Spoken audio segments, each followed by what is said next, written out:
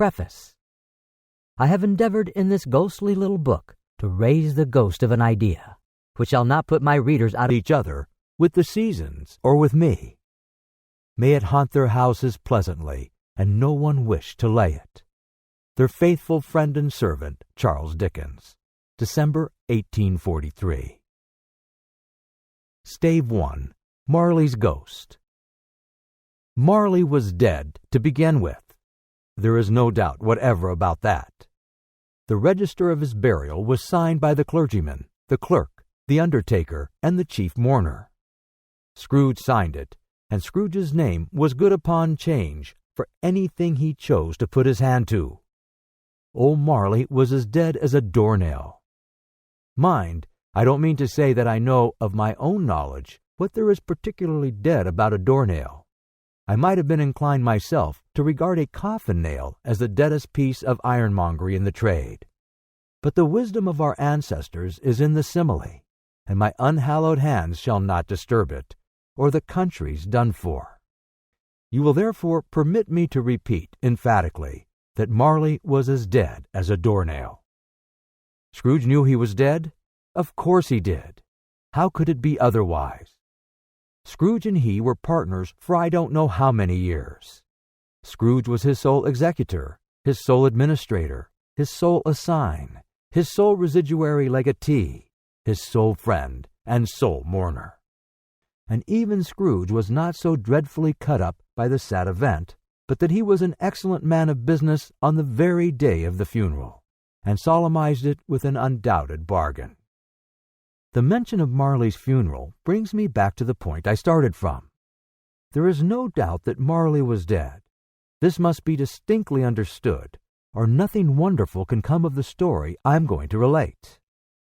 If we were not perfectly convinced that Hamlet's father died before the play began, there would be nothing more remarkable in his taking a stroll at night, in an easterly wind, upon his own ramparts, than there would be in any other middle-aged gentleman rashly turning out after dark in a breezy spot, say St. Paul's churchyard, for instance, literally to astonish his son's weak mind. Scrooge never painted out old Marley's name. There it stood, years afterwards, above the warehouse door, Scrooge and Marley. The firm was known as Scrooge and Marley. Sometimes people new to the business called Scrooge Scrooge, and sometimes Marley. But he answered to both names. It was all the same to him.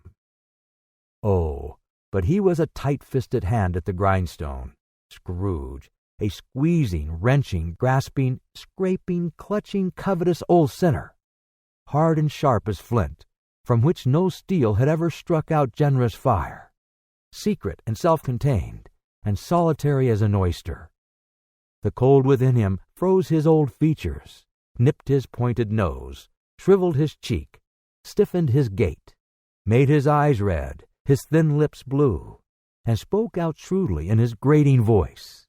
A frosty rime was on his head and on his eyebrows and his wiry chin. He carried his own low temperature always about with him. He iced his office in the dog days and didn't thaw it out 1 degree at Christmas. External heat and cold had little influence on Scrooge. No warmth could warm, no wintry weather chill him. No wind that blew was bitterer than he, no falling snow was more intent upon its purpose, no pelting rain less open to entreaty. Foul weather didn't know where to have him. The heaviest rain and snow and hail and sleet could boast of the advantage over him in only one respect. They often came down handsomely, and Scrooge never did. Nobody ever stopped him in the street to say with gladsome looks, "My dear Scrooge, how are you? When will you come to see me?"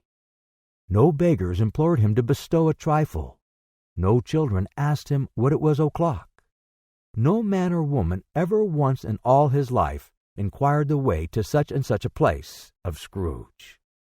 Even the blind men's dogs appeared to know him, and when they saw him coming on, would tug their owners into doorways and up courts, and then would wag their tails as though they said, "No eye at all is better than an evil eye, dark master." But what did Scrooge care? It was the very thing he liked. To edge his way along the crowded paths of life, warning all human sympathy to keep its distance, was what the knowing ones call nuts to Scrooge. Once upon a time, of all the good days in the year, on Christmas Eve, old Scrooge sat busy in his counting-house. It was cold, bleak, biting weather, foggy withal, and he could hear the people in the court outside go wheezing up and down, beating their hands upon their breasts and stamping their feet upon the pavement stones to warm them. The city clocks had only just gone 3, but it was quite dark already. It had not been light all day, and candles were flaring in the windows of the neighboring offices like ruddy smears upon the palpable brown air.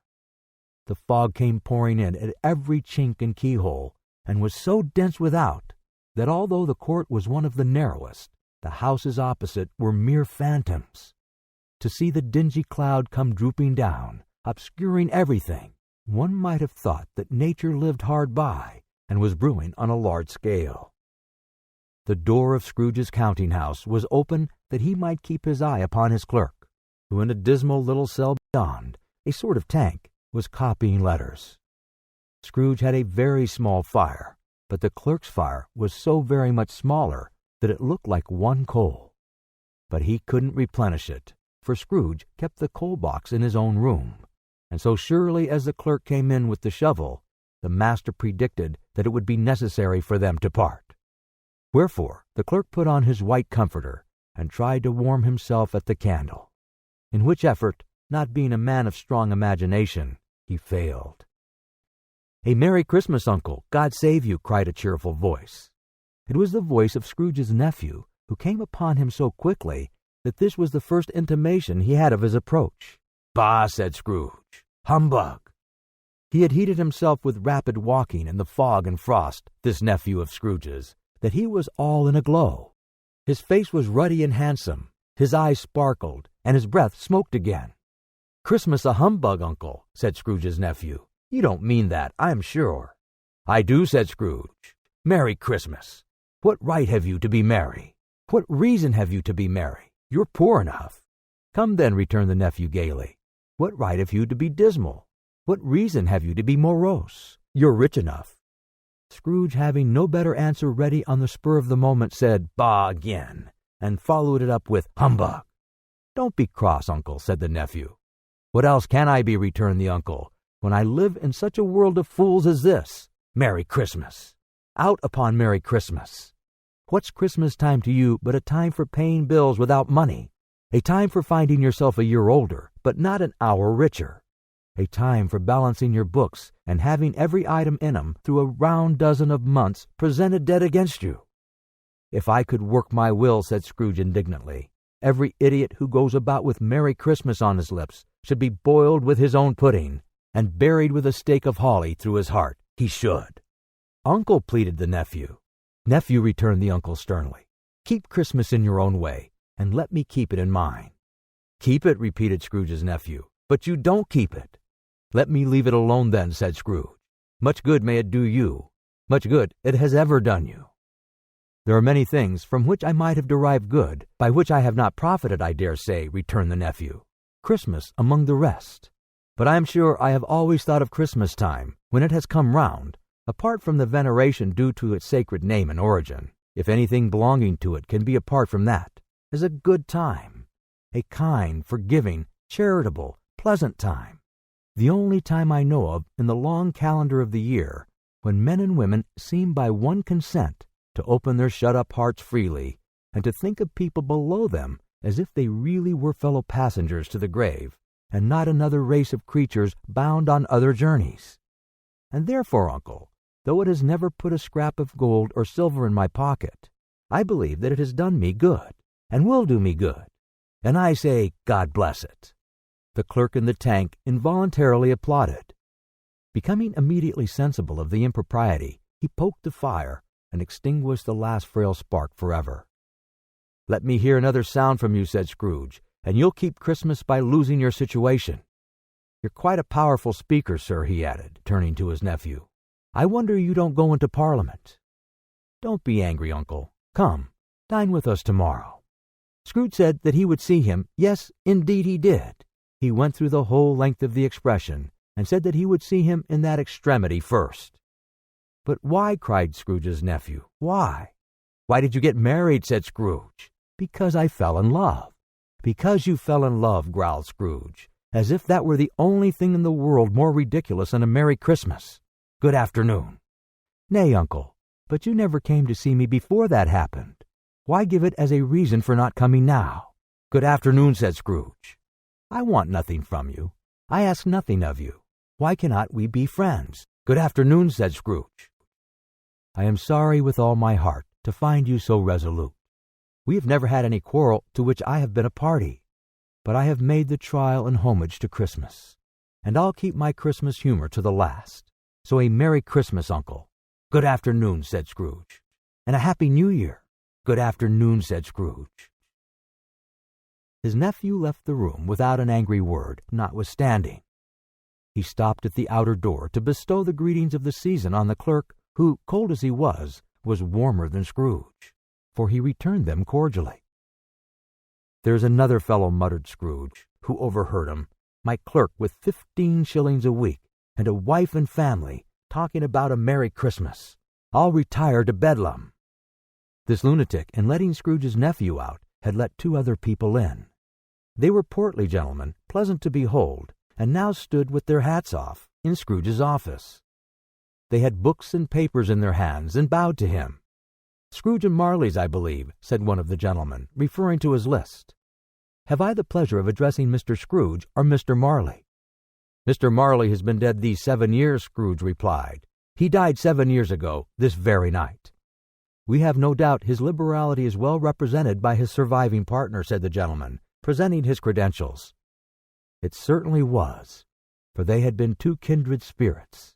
At the ominous word liberality, Scrooge frowned and shook his head, and handed the credentials back. "At this festive season of the year, Mr. Scrooge," said the gentleman, taking up a pen, "it is more than usually desirable that we should make some slight provision for the poor and destitute, who suffer greatly at the present time. Many thousands are in want of common necessaries. Hundreds of thousands are in want of common comforts, sir." "Are there no prisons?" asked Scrooge. "Plenty of prisons," said the gentleman, laying down the pen again. "And the Union workhouses?" demanded Scrooge. "Are they still in operation?" "They are. Still," returned the gentleman, "I wish I could say they were not." "The treadmill and the poor law are in full vigor then?" said Scrooge. "Both very busy, sir." "Oh, I was afraid, from what you said at first, that something had occurred to stop them in their useful course," said Scrooge. "I'm very glad to hear it." "Under the impression that they scarcely furnish Christian cheer of mind or body to the multitude," returned the gentleman, "a few of us are endeavoring to raise a fund to buy the poor some meat and drink, and means of warmth. We choose this time because it is a time of all others when want is keenly felt and abundance rejoices. What shall I put you down for?" "Nothing," Scrooge replied. "You wish to be anonymous." "I wish to be left alone," said Scrooge. "Since you ask me what I wish, gentlemen, that is my answer. I don't make merry myself at Christmas, and I can't afford to make idle people merry. I help to support the establishments I have mentioned. They cost enough, and those who are badly off must go there. Many can't go there, and many would rather die." "If they would rather die," said Scrooge, "they had better do it, and decrease the surplus population. Besides, excuse me, I don't know that." "But you might know it," observed the gentleman. "It's not my business," Scrooge returned. "It's enough for a man to understand his own business, and not to interfere with other people's. Mine occupies me constantly. Good afternoon, gentlemen." Seeing clearly that it would be useless to pursue their point, the gentleman withdrew. Scrooge resumed his labors with an improved opinion of himself, and in a more fastidious temper than was usual with him. Meanwhile the fog and darkness thickened so that people ran about with flaring links, proffering their services to go before horses and carriages and conduct them on their way. The ancient tower of a church, whose gruff old bell was always peeping slyly down at Scrooge out of a Gothic window in the wall, became invisible, and struck the hours and quarters in the clouds with tremulous vibrations afterwards, as if its teeth were chattering in its frozen head up to there. The cold became intense. In the main street, at the corner of the court, some laborers were repairing the gas pipes, and had lighted a great fire in a brazier, round which a party of ragged men and boys were gathered, warming their hands and winking their eyes before the blaze in rapture. The water plug being left in solitude, its overflowing sullenly congealed and turned to misanthropic ice. The brightness of the shops, where holly sprigs and berries crackled in the lamp heat of the windows, made pale faces ruddy as they passed. Poulterers and grocers' trades became a splendid joke, a glorious pageant with which it was next to impossible to believe that such dull principles as bargain and sale had anything to do. The Lord Mayor, in the stronghold of the mighty mansion house, gave orders to his 50 cooks and butlers to keep Christmas as a Lord Mayor's household should, and even the little tailor, whom he had fined 5 shillings on the previous Monday for being drunk and bloodthirsty in the streets, stirred up tomorrow's pudding in his garret, while his lean wife and the baby sallied out to buy the beef. Foggier yet and colder, piercing, searching, biting cold. If the good St. Dunstan had but nipped the evil spirit's nose with a touch of such weather as that, instead of using his familiar weapons, then indeed he would have roared to lusty purpose. The owner of one scant young nose, gnawed and mumbled by the hungry cold as bones are gnawed by dogs, stooped down at Scrooge's keyhole to regale him with a Christmas carol. But at the first sound of "God bless you, merry gentlemen, may nothing you dismay," Scrooge seized the ruler with such energy of action that the singer fled in terror, leaving the keyhole to the fog and even more congenial frost. At length the hour of shutting up the counting-house arrived. With an ill-will, Scrooge dismounted from his stool and tacitly admitted the fact to the expectant clerk in the tank, who instantly snuffed his candle out and put on his hat. "You'll want all day tomorrow, I suppose," said Scrooge. "If quite convenient, sir." "It's not convenient," said Scrooge, "and it's not fair. If I was to stop half a crown for it, you'd think yourself ill-used, I'll be bound." The clerk smiled faintly. "And yet," said Scrooge, "you don't think me ill-used when I pay a day's wages for no work." The clerk observed that it was only once a year. "A poor excuse for picking a man's pocket every 25th of December," said Scrooge, buttoning his greatcoat to the chin. "But I suppose you must have the whole day. Be here all the earlier next morning." The clerk promised that he would, and Scrooge walked out with a growl. The office was closed in a twinkling, and the clerk, with the long ends of his white comforter dangling below his waist, for he boasted no great coat, went down a slide on Cornhill at the end of a lane of boys 20 times in honor of its being Christmas Eve, and then ran home to Camden Town as hard as he could pelt to play at blindman's buff. Scrooge took his melancholy dinner in his usual melancholy tavern, and having read all the newspapers and beguiled the rest of the evening with his banker's book, went home to bed. He lived in chambers which had once belonged to his deceased partner. They were a gloomy suite of rooms, in a lowering pile of building up a yard, where it had so little business to be, that one could scarcely help fancying it must have run there when it was a young house, playing at hide-and-seek with other houses, and forgotten the way out again. It was old enough now, and dreary enough, for nobody lived in it but Scrooge, the other rooms being all let out as offices. The yard was so dark that even Scrooge, who knew its every stone, was fain to grope with his hands. The fog and frost so hung about the black old gateway of the house that it seemed as if the genius of the weather sat in mournful meditation on the threshold. Now it is a fact that there was nothing at all particular about the knocker on the door, except that it was very large. It is also a fact that Scrooge had seen it night and morning during his whole residence in that place. Also that Scrooge had as little of what is called fancy about him as any man in the city of London, even including, which is a bold word, the corporation, alderman, and livery. Let it also be borne in mind that Scrooge had not bestowed one thought on Marley since his last mention of his 7 years dead partner that afternoon. And then let any man explain to me, if he can, how it happened that Scrooge, having his key in the lock of the door, saw in the knocker, without its undergoing any intermediate process of change, not a knocker, but Marley's face. Marley's face. It was not an impenetrable shadow as the other objects in the yard, but had a dismal light about it, like a bad lobster in a dark cellar. It was not angry or ferocious, but looked at Scrooge as Marley used to look, with ghostly spectacles turned up on its ghostly forehead. The hair was curiously stirred, as if by breath or hot air, and though the eyes were wide open, they were perfectly motionless. That and its livid color made it horrible, but its horror seemed to be in spite of the face and beyond its control, rather than a part of its own expression. As Scrooge looked fixedly at this phenomenon, it was a knocker again. To say that he was not startled, or that his blood was not conscious of a terrible sensation to which it had been a stranger from infancy, would be untrue. But he put his hand upon the key he had relinquished, turned it sturdily, walked in, and lighted his candle.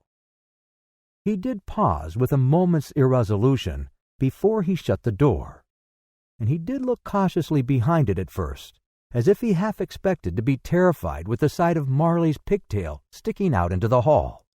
But there was nothing on the back of the door except the screws and nuts that held the knocker on. So he said, "Pooh-pooh," and closed it with a bang. The sound resounded through the house like thunder. Every room above, and every cask in the wine merchant's cellars below, appeared to have a separate peal of echoes of its own. Scrooge was not a man to be frightened by echoes. He fastened the door and walked across the hall and up the stairs. Slowly, too, trimming his candles as he went. You may talk vaguely about driving a coach and six up a good old flight of stairs or through a bad young Act of Parliament. But I mean to say, you might have got a hearse up that staircase and taken it broadwise, with the splinter bar towards the wall and the door towards the balustrades, and done it easily. There was plenty of width for that, and room to spare, which is perhaps the reason why Scrooge thought he saw a locomotive hearse going on before him in the gloom. Half a dozen gas lamps out of the street wouldn't have lighted the entry too well, so you may suppose that it was pretty dark with Scrooge's dip. Up Scrooge went, not caring a button for that. Darkness is cheap, and Scrooge liked it. But before he shut his heavy door, he walked through his rooms to see that all was right. He had just enough recollection of the face to desire to do that. Sitting room, bedroom, lumber room, all as they should be. Nobody under the table, nobody under the sofa. A small fire in the grate, spoon and basin ready, and the little saucepan of gruel, Scrooge had a cold in his head, upon the hob. Nobody under the bed, nobody in the closet, nobody in his dressing gown, which was hanging up in a suspicious attitude against the wall. Lumber room as usual, old fire guard, old shoes, 2 fish baskets, washing stand on 3 legs, and a poker. Quite satisfied, he closed his door and locked himself in, double-locked himself in, which was not his custom. Thus secured against surprise, he took off his cravat, put on his dressing gown and slippers, and his nightcap, and sat down before the fire to take his gruel. It was a very low fire indeed, nothing on such a bitter night. He was obliged to sit close to it and brood over it before he could extract the least sensation of warmth from such a handful of fuel. The fireplace was an old one, built by some Dutch merchant long ago, and paved all around with quaint Dutch tiles designed to illustrate the Scriptures. There were Cains and Abels, Pharaoh's daughters, queens of Sheba, angelic messengers descending through the air on clouds like feather beds, Abrahams, Belshazzars, apostles putting off to sea in butter boats, hundreds of figures to attract his thoughts. And yet that face of Marley, 7 years dead, came like the ancient prophet's rod and swallowed up the whole. If each smooth tile had been a blank at first, with power to shape some picture on its surface from the disjointed fragments of his thoughts, there would have been a copy of old Marley's head on every one. "Humbug," said Scrooge, and walked across the room. After several turns, he sat down again. As he threw his head back in the chair, his glance happened to rest upon a bell, a disused bell, that hung in the room, and communicated, for some purpose now forgotten, with a chamber in the highest story of the building. It was with great astonishment, and with a strange, inexplicable dread, that as he looked, he saw this bell begin to swing. It swung so softly in the outset that it scarcely made a sound. But soon it rang out loudly, and so did every bell in the house. This might have lasted half a minute or a minute, but it seemed an hour. The bells ceased as they had begun, together. They were succeeded by a clanking noise, deep down below, as if some person were dragging a heavy chain over the cask in the wine merchant's cellar. Scrooge then remembered to have heard the ghosts in haunted houses were described as dragging chains. The cellar door flew open with a booming sound. Then he heard the noise much louder on the floors below. Then coming up the stairs, then coming straight towards his door. "It's humbug still," said Scrooge. "I won't believe it." His color changed, though, when without a pause it came on through the heavy door and passed into the room before his eyes. Upon its coming in, the dying flame leaped up as though it cried, "I know him, Marley's ghost," and fell again. The same face, the very same. Marley in his pigtail, usual waistcoat, tights and boots, the tassels on the latter bristling, like his pigtail, and his coat skirts, and the hair upon his head. The chain he drew was clasped about his middle. It was long and wound about him like a tail, and it was made, for Scrooge observed it closely, of cash boxes, keys, padlocks, ledgers, deeds, and heavy purses wrought in steel. His heavy body was transparent, so that Scrooge, observing him, and looking through his waistcoat, could see the 2 buttons on his coat behind. Scrooge had often heard it said that Marley had no bowels, but he had never believed it until now. No, nor did he believe it even now. Though he looked the phantom through and through, and saw it standing before him, though he felt the chilling influence of its death-cold eyes, and marked the very texture of the folded kerchief bound about its head and chin, which wrapper he had not observed before, he was still incredulous, and fought against his senses. "How now?" said Scrooge, caustic and cold as ever. "What do you want with me?" "Much." Marley's voice, no doubt about it. "Who are you?" "Ask me who I was." "Who were you then?" said Scrooge, raising his voice. "You're particular for a shade." He was going to say to a shade, but substituted this as more appropriate. "In life I was your partner, Jacob Marley." "Can you sit down?" asked Scrooge, looking doubtfully at him. "I can." "Do it then." Scrooge asked the question because he didn't know whether a ghost so transparent might find himself in a condition to take a chair, and felt that in the event of its being impossible, it might involve the necessity of an embarrassing explanation. But the ghost sat down on the opposite side of the fireplace, as if he were quite used to it. "You don't believe in me," observed the ghost. "I don't," said Scrooge. "What evidence would you have of my reality beyond that of your senses?" "I don't know," said Scrooge. "Why do you doubt your senses?" "Because," said Scrooge, "a little thing affects them. A slight disorder of the stomach makes them cheats. You may be an indigested bit of beef, a blot of mustard, a crumb of cheese, a fragment of an underdone potato. There's more of gravy than of grave about you, whatever you are." Scrooge was not much in the habit of cracking jokes, nor did he feel in his heart by any means waggish them. The truth is that he tried to be smart, as a means of distracting his own attention and keeping down his terror, for the spectre's voice disturbed the very marrow in his bones. To sit, staring at those fixed glazed eyes, in silence for a moment, would play, Scrooge felt, the very deuce in him. There was something very awful, too, in the spectre's being provided with an infernal atmosphere of its own.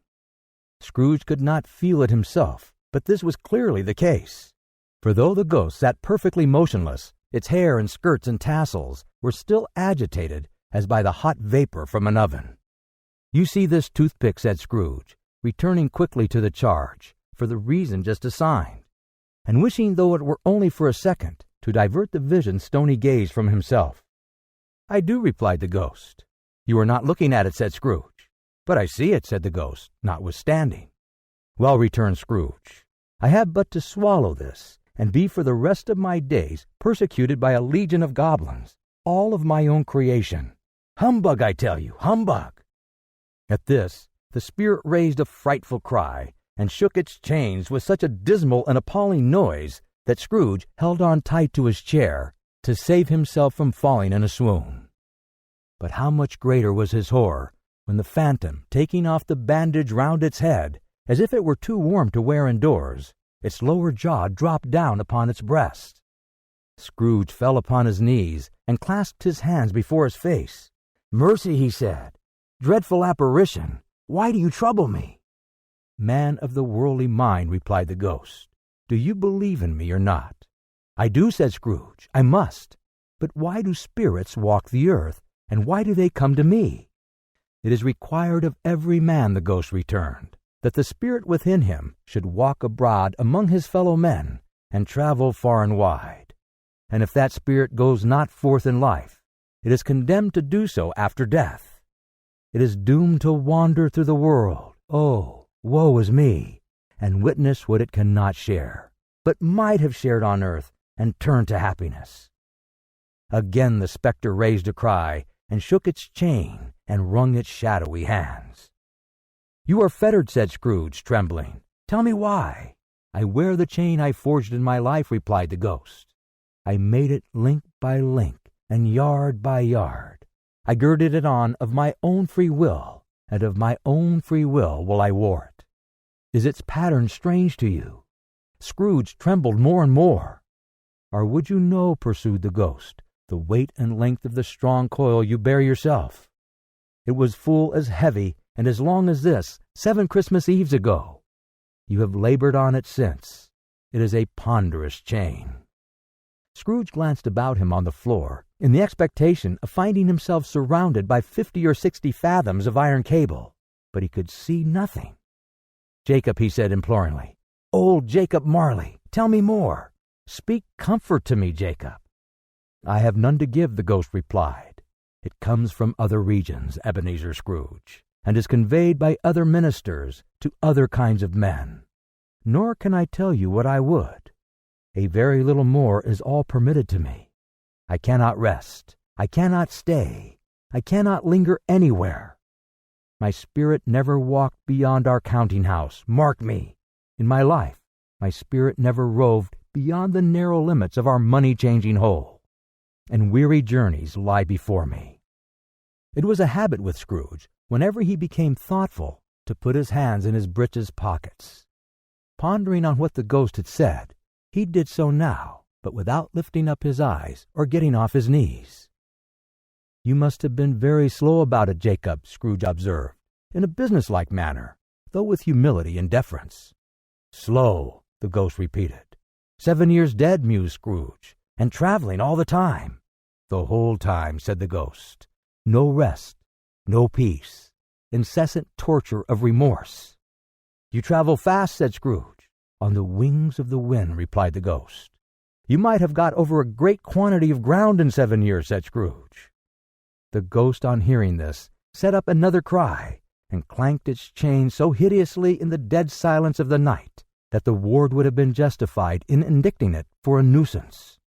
"O captive bound in double iron," cried the phantom, "not to know that ages of incessant labor by immortal creatures, for this earth must pass into eternity before the good of which it is susceptible is all developed. Not to know that any Christian spirit working kindly in its little sphere, whatever it may be, will find its mortal life too short for its vast means of usefulness. Not to know that no space of regret can make amends for one's life's opportunity misused. Yet such was I. Oh, such was I." "But you were always a good man of business, Jacob," faltered Scrooge, who now began to apply this to himself. "Business!" cried the ghost, wringing its hands again. "Mankind was my business. The common welfare was my business. Charity, mercy, forbearance, and benevolence were all my business. The dealings of my trade were but a drop of water in the comprehensive ocean of my business." It held up its chain at arm's length, as if that were the cause of all its unavailing grief, and flung it heavily upon the ground again.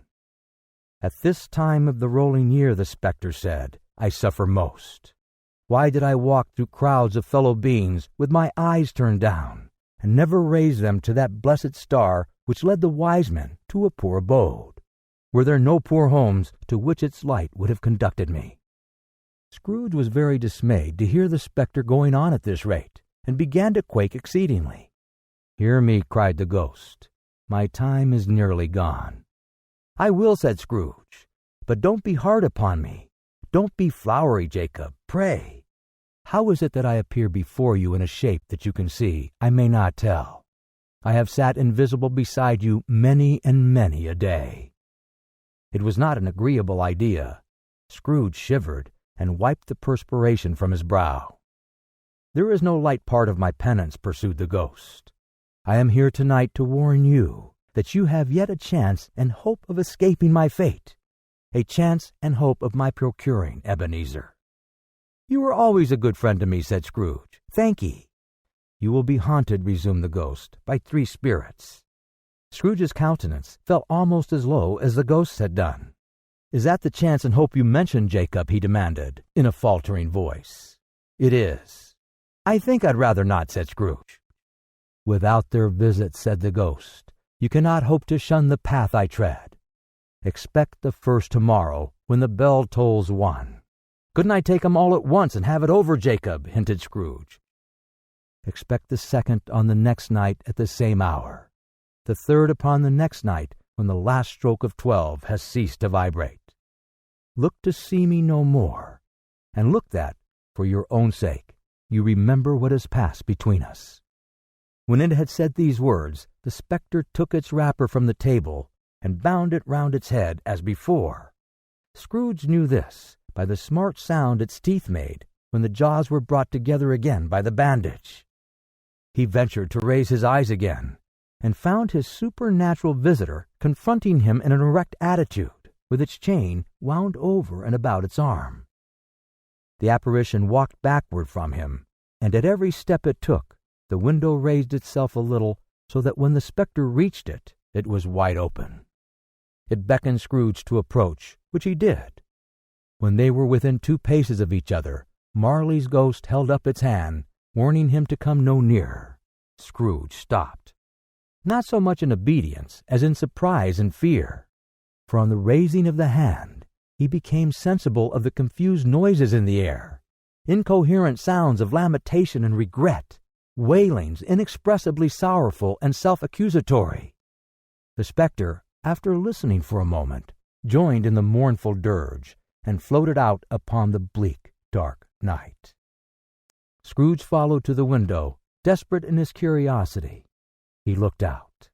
The air was filled with phantoms, wandering hither and thither in restless haste, and moaning as they went. Every one of them wore chains like Marley's ghost. Some few, they might be guilty governments, were linked together. None were free. Many had been personally known to Scrooge in their lives. He had been quite familiar with one old ghost in a white waistcoat, with a monstrous iron safe attached to its ankle, who cried piteously at being unable to assist a wretched woman with an infant, whom it saw below upon a doorstep. The misery with them all was, clearly, that they sought to interfere for good in human matters, and had lost the power forever. Whether these creatures faded into mist, or mist enshrouded them, he could not tell. But they and their spirit voices faded together, and the night became as it had been when he walked home. Scrooge closed the window and examined the door by which the ghost had entered. It was double locked, as he had locked it with his own hands, and the bolts were undisturbed. He tried to say "humbug," but stopped at the first syllable, and being from the emotion he had undergone, or the fatigues of the day, or his glimpse of the invisible world, or the dull conversation of the ghost, or the lateness of the hour, much in need of repose, went straight to bed without undressing, and fell asleep upon Stave 2, the first of the 3 spirits. When Scrooge awoke, it was so dark that, looking out of bed, he could scarcely distinguish the transparent window from the opaque walls of his chamber. He was endeavoring to pierce the darkness with his ferret eyes when the chimes of a neighboring church struck the 4 quarters, so he listened for the hour. To his great astonishment, the heavy bell went on from 6 to 7, and from 7 to 8, and regularly up to 12, then stopped. 12, It was past 2 when he went to bed. The clock was wrong. An icicle must have got into the works. 12. He touched the spring of his repeater to correct this most preposterous clock. Its rapid little pulse beat 12 and stopped. "Why, it is impossible," said Scrooge, "that I can have slept through a whole day and far into another night. It isn't possible that anything has happened to the sun, and this is 12 at noon." The idea being an alarming one, he scrambled out of bed and groped his way to the window. He was obliged to rub the frost off with the sleeve of his dressing gown before he could see anything, and could see very little then. All he could make out was that it was still very foggy and extremely cold, and that there was no noise of people running to and fro and making a great stir, as there unquestionably would have been if night had beaten off bright day and taken possession of the world. This was a great relief, because 3 days after sight of this first exchange, paid to Mr. Ebenezer Scrooge, or his order, and so forth, would have become a mere United States security if there were no days to count by. Scrooge went to bed again, and thought, and thought, and thought it over, and over, and over, and could make nothing of it. The more he thought, the more perplexed he was, and the more he endeavored not to think, the more he thought. Marley's ghost bothered him exceedingly. Every time he resolved within himself, after mature inquiry, that it was all a dream, his mind flew back again, like a strong spring released, to its first position, and presented the same problem to be worked all through. Was it a dream or not? Scrooge lay in this state until the chime had gone 3/4 more, when he remembered on a sudden that the ghost had warned him of a visitation when the bell tolled 1. He resolved to lie awake until the hour was past, and considering that he could no more go to sleep than go to heaven, this was perhaps the wisest resolution in his power. The quarter was so long that he was more than once convinced he must have sunk into a doze unconsciously and missed the clock. At length it broke upon his listening ear. "Ding, dong! 1/4 past," said Scrooge, counting. "Ding, dong! 1/2 past," said Scrooge. "Ding, dong! 1/4 to it," said Scrooge. "Ding, dong!" "The hour itself," said Scrooge triumphantly, "and nothing else." He spoke before the hour bell sounded, which it now did with a deep, dull, hollow, melancholy 1. Light flashed up in the room upon the instant, and the curtains of his bed were drawn. The curtains of his bed were drawn aside, I tell you, by a hand, not the curtains at his feet, nor the curtains at his back, but those to which his face was addressed. The curtains of his bed were drawn aside, and Scrooge, starting up into a half-recumbent attitude, found himself face to face with the unearthly visitor who drew them. As close to it as I am now to you, I am standing in the spirit at your elbow. It was a strange figure, like a child, yet not so like a child as like an old man, viewed through some supernatural medium which gave him the appearance of having receded from the view, and being diminished to a child's proportions. Its hair, which hung about its neck and down its back, was white as if with age, and yet the face had not a wrinkle in it, and the tenderest bloom was on the skin. The arms were very long and muscular, the hands the same, as if its hold were of uncommon strength. Its legs and feet, most delicately formed, were like those upper members, bare. It wore a tunic of the purest white, and round its waist was bound a lustrous belt, the sheen of which was beautiful. It held a branch of fresh green holly in its hand, and in singular contradiction of that wintry emblem, had its dress trimmed with summer flowers. But the strangest thing about it was, that from the crown of its head there sprung a bright clear jet of light, by which all this was visible, and which was doubtless the occasion of its using, in its duller moments, a great extinguisher for a cap, which it now held under its arm. Even this, though, when Scrooge looked at it with increasing steadiness, was not its strangest quality, for as its belt sparkled and glittered now in one part and now in another, and what was light one instant at another time was dark, so the figure itself fluctuated in its distinctness. Being now a thing with one arm, now with one leg, now with 20 legs, now a pair of legs without a head, now a head without a body, of which dissolving parts no outline would be visible in the dense gloom wherein they melted away. And in the very wonder of this, it would be itself again, distinct and clear as ever. "Are you the spirit, sir, whose coming was foretold to me?" asked Scrooge. "I am." The voice was soft and gentle, singularly low, as if instead of being so close beside him, it were at a distance. "Who and what are you?" Scrooge demanded. "I am the ghost of Christmas past." "Long past?" inquired Scrooge, observant of its dwarfish stature. "No, your past." Perhaps. Scrooge could not have told anybody why, if anybody could have asked him. But he had a special desire to see the spirit in his cap, and begged him to be covered. "What," exclaimed the ghost, "would you so soon put out with worldly hands the light I give? Is it not enough that you are one of those whose passions made this cap, and forced me through the whole trains of years to wear it low upon my brow?" Scrooge reverently disclaimed all intentions to offend or any knowledge of having wilfully bonneted the spirit at any period of his life. He then made bold to inquiry what business brought him there. "Your welfare," said the ghost. Scrooge expressed himself much obliged, but could not help thinking that a night of unbroken rest would have been more conducive to that end. The spirit must have heard him thinking, for it said immediately, "Your reclamation, then. Take heed." It put out its strong hand as it spoke, and clasped him gently by the arm. "Rise and walk with me." It would have been in vain for Scrooge to plead that the weather and the hour were not adapted to pedestrian purposes, that bed was warm, and the thermometer a long way below freezing, that he was clad but lightly in his slippers, dressing gown, and nightcap, and that he had a cold upon him at that time. The grasp, though gentle as a woman's hand, was not to be resisted. He rose, but finding that the spirit made towards the window, clasped his robe in supplication. "I am a mortal," Scrooge remonstrated, "and liable to fall." "Bear but a touch of my hand there," said the spirit, laying it upon his heart, "and you shall be upheld in more than this." As the words were spoken, they passed through the wall, and stood upon an open country road, with fields on either hand. The city had entirely vanished. Not a vestige of it was to be seen. The darkness and the mist had vanished with it, for it was a clear, cold winter day, with snow upon the ground. "Good heavens," said Scrooge, clasping his hands together, as he looked about him. "I was bred in this place. I was a boy here." The spirit gazed upon him mildly.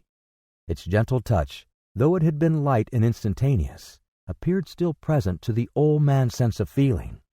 He was conscious of 1,000 odors floating in the air, each one connected with 1,000 thoughts and hopes and joys and cares long, long forgotten. "Your lip is trembling," said the ghost. "And what is that upon your cheek?" Scrooge muttered, with an unusual catching in his voice, that it was a pimple, and begged the ghost to lead him where he would. "You recollect the way?" inquired the spirit. "Remember it," cried Scrooge with fervor. "I could walk it blindfold." "Strange to have forgotten it for so many years," observed the ghost. "Let us go on." They walked along the road, Scrooge recognizing every gate and post and tree, until a little market town appeared in the distance, with its bridge, its church, and winding river. Some shaggy ponies now were seen trotting towards them with boys upon their backs, who called to other boys in country gigs and carts driven by farmers. All these boys were in great spirits and shouted to each other, until the broad fields were so full of merry music that the crisp air laughed to hear it. "These are but shadows of the things that have been," said the ghost. "They have no consciousness of us." The jocund travelers came on, and as they came, Scrooge knew and named them every one. Why was he rejoiced beyond all bounds to see them? Why did his coal eye glisten, and his heart leap up as they went past? Why was he filled with gladness when he heard them give each other Merry Christmas as they parted at crossroads and byways for their several homes? What was Merry Christmas to Scrooge? Out upon Merry Christmas! What good had it ever done to him? "The school is not quite deserted," said the ghost. "A solitary child, neglected by his friends, is left there still." Scrooge said he knew it, and he sobbed. They left the high road by a well-remembered lane, and soon approached a mansion of dull red brick, with a little weathercock-surmounted cupola on the roof, and a bell hanging in it. It was a large house, but one of broken fortunes, for the spacious offices were little used, their walls were damp and mossy, their windows broken, and their gates decayed. Fowls clucked and strutted in the stables, and the coach-houses and sheds were overrun with grass. Nor was it more retentive of its ancient state within, for entering the dreary hall and glancing through the open doors of many rooms, they found them poorly furnished, cold and vast. There was an earthy savor in the air, a chilly bareness in the place, which associated itself somehow with too much getting up by candlelight and not too much to eat. They went, the ghost and Scrooge, across the hall to a door at the back of the house. It opened before them and disclosed a long, bare, melancholy room, made barer still by the lines of plain deal forms and desks. At one of these a lonely boy was reading near a feeble fire, and Scrooge sat down upon a form and wept to see his poor forgotten self as he used to be. Not a latent echo in the house, not a squeak and scuffle from the mice behind the paneling, not a drip from the half-thawed waterspout in the dull yard behind, not a sigh among the leafless boughs of one despondent poplar, not the idle swinging of an empty storehouse door. No, not a clicking in the fire, but fell upon the heart of Scrooge a softening influence, and gave a freer passage to his tears. The spirit touched him on the arm, and pointed to his younger self, intent upon his reading. Suddenly a man in foreign garments, wonderfully real and distinct to look at, stood outside the window, with an axe stuck in his belt, and leading by the bridle an ass laden with wood. "Why, it's Ali Baba!" Scrooge exclaimed in ecstasy. "It's dear old honest Ali Baba! Yes, yes, I know. One Christmas time, when yonder solitary child was left here all alone, he did come, for the first time, just like that. Poor boy. And Valentine," said Scrooge, "and his wild brother Orson. There they go. And what's his name, who was put down in his drawers asleep at the gate of Damascus? Don't you see him?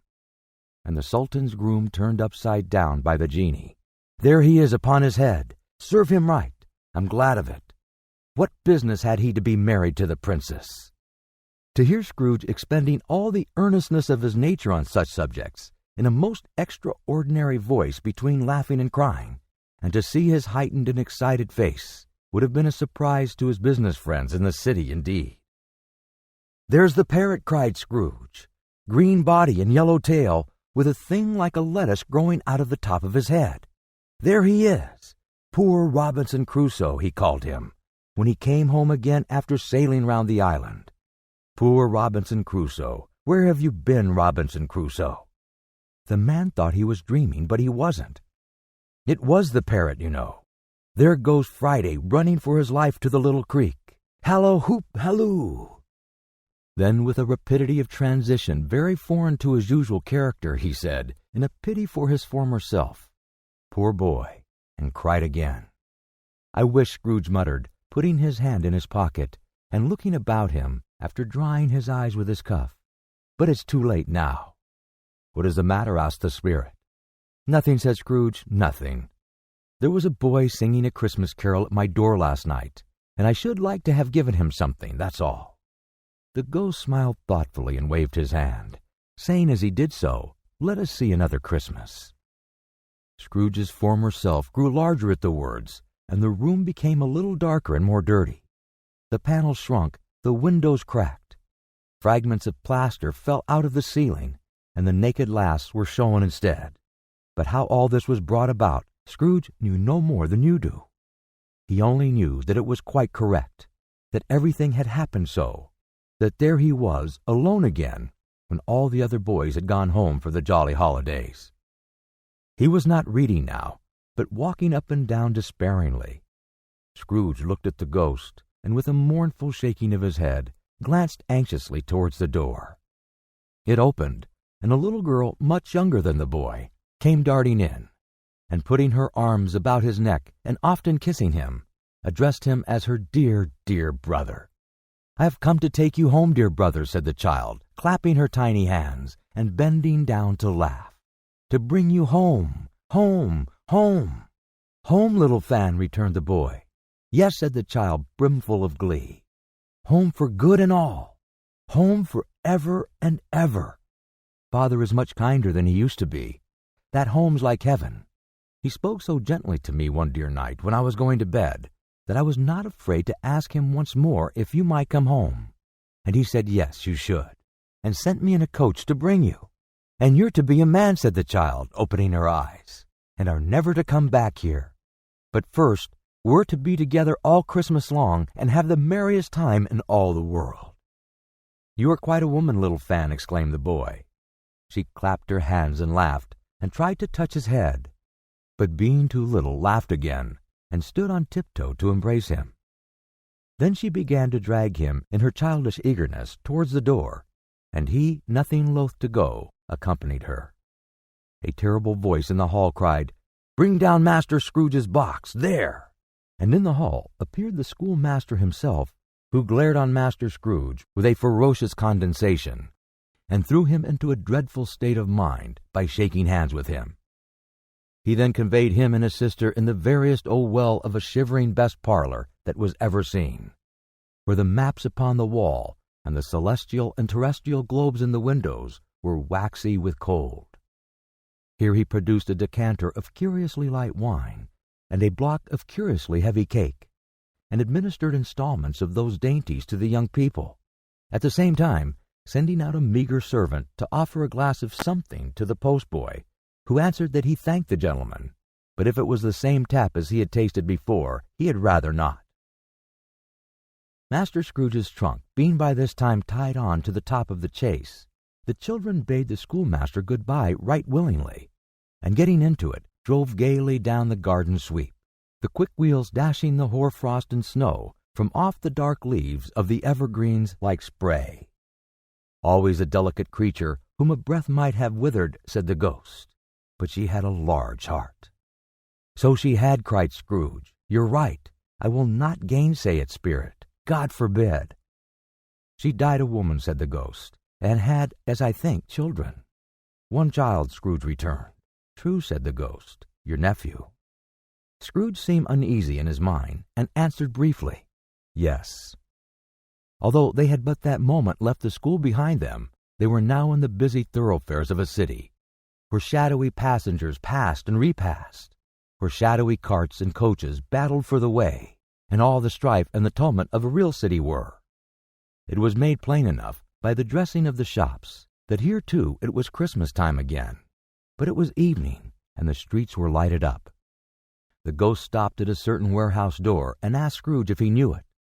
Know it, said Scrooge. Was I apprenticed here? They went in, at sight of an old gentleman in a Welsh wig sitting behind such a high desk that if he had been 2 inches taller, he must have knocked his head against the ceiling. Scrooge cried in great excitement, Why, it's old Fezziwig! Bless his heart! It's Fezziwig alive again! Old Fezziwig laid down his pen and looked up at the clock, which pointed to the hour of 7.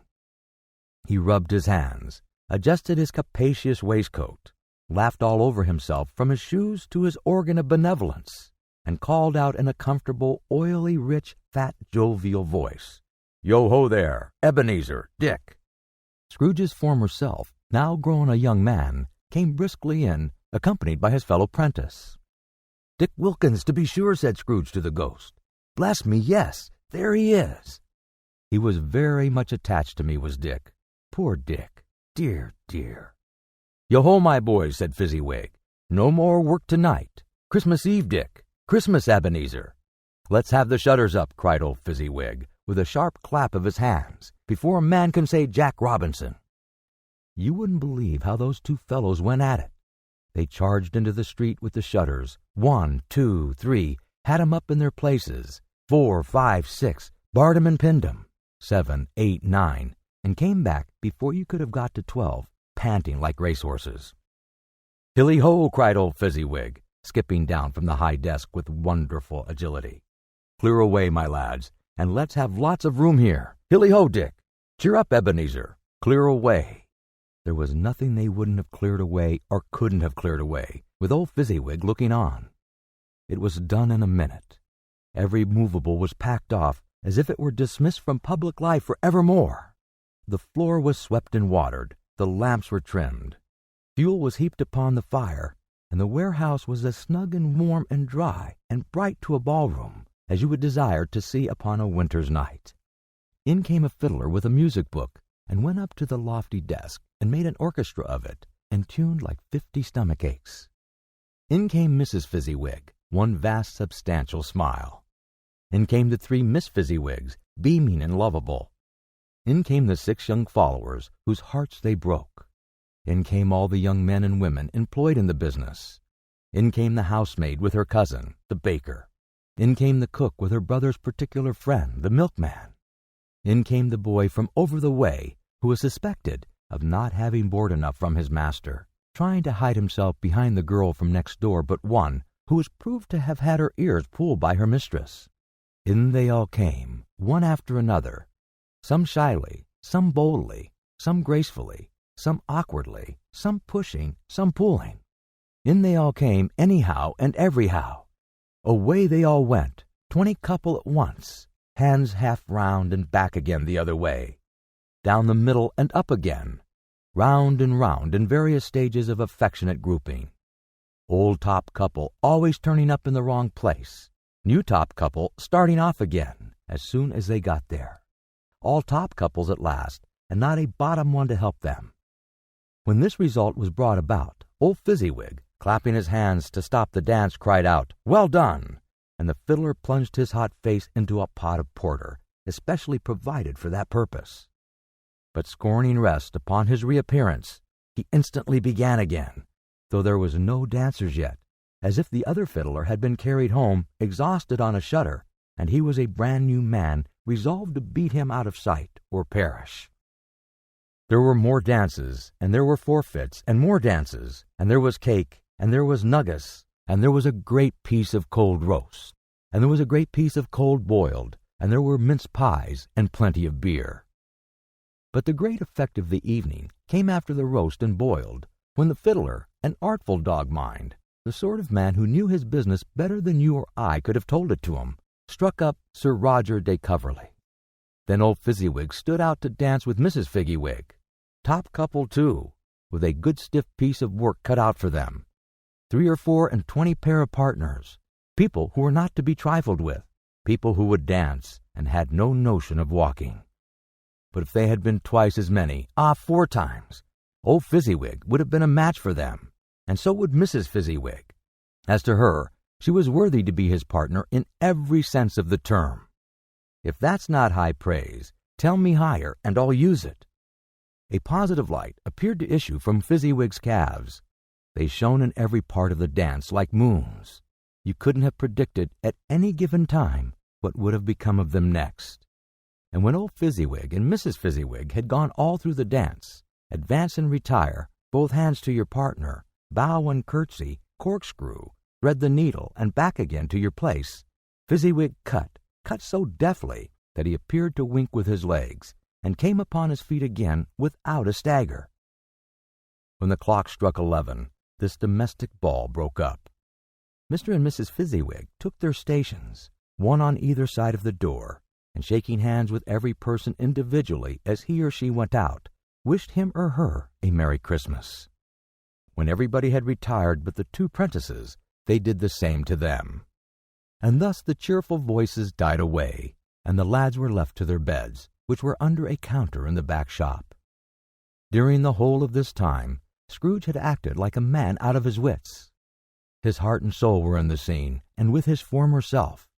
He corroborated everything, remembered everything, enjoyed everything, and underwent the strangest agitation. It was not until now, when the bright faces of his former self and Dick were turned from them, that he remembered the ghost, and became conscious that it was looking full upon him, while the light upon its head burnt very clear. "A small matter," said the ghost, "to make these silly folk so full of gratitude." "Small," echoed Scrooge.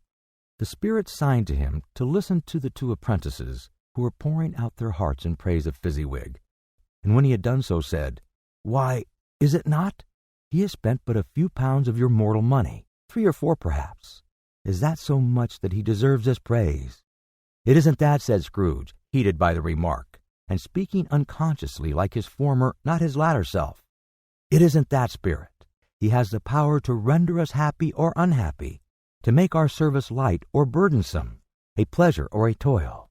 Say that his power lies in words and looks, in things so slight and insignificant that it is impossible to add and count 'em up.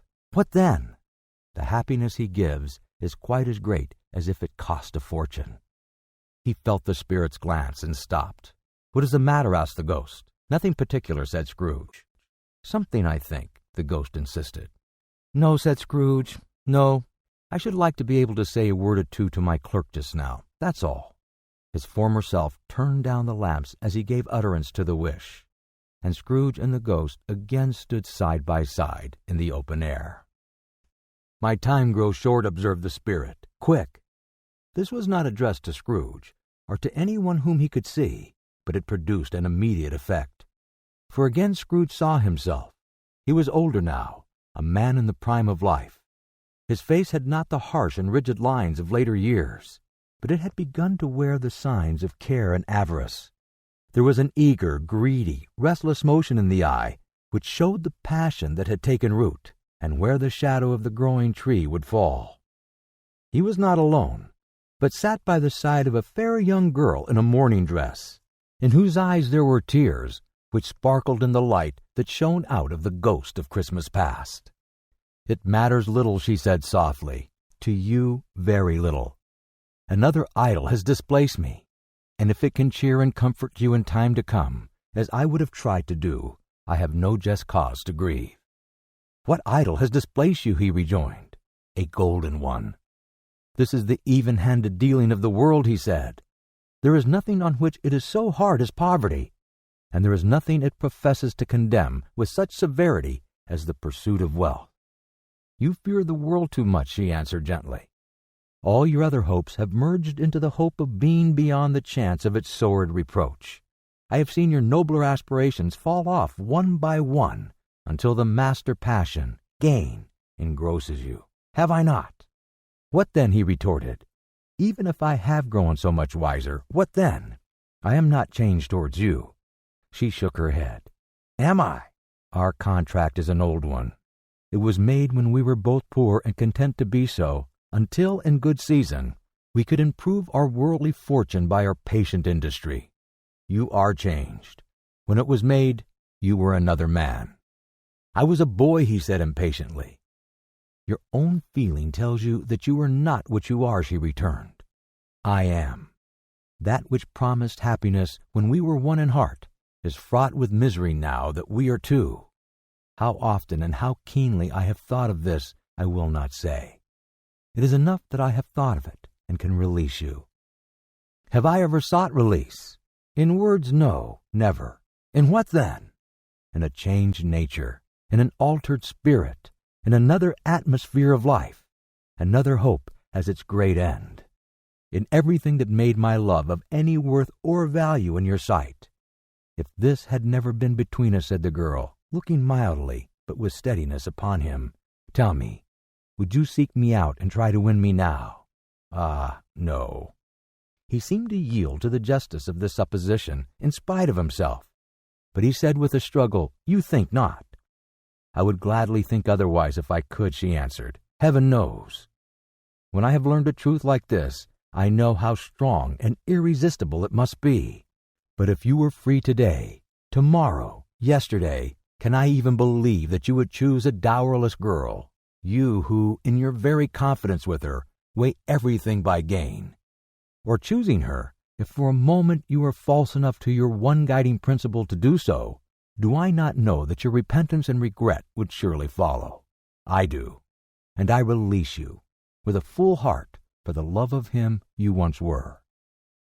He was about to speak, but with her head turned from him, she resumed.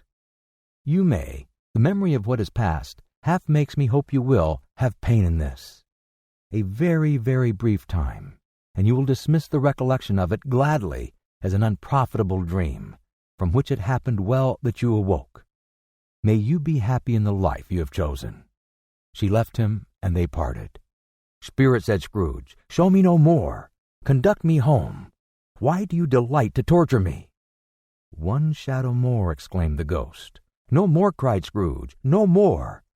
I don't wish to see it. Show me no more." But the relentless ghost pinioned him in both his arms and forced him to observe what happened next. They were in another scene and place, a room not very large or handsome, but full of comfort. Near to the winter fire sat a beautiful young girl, so like that last that Scrooge believed it was the same, until he saw her, now a comely matron, sitting opposite her daughter. The noise in this room was perfectly tumultuous, for there were more children there than Scrooge in his agitated state of mind could count. And unlike the celebrated herd in the poem, they were not 40 children conducting themselves like one, but every child was conducting itself like 40.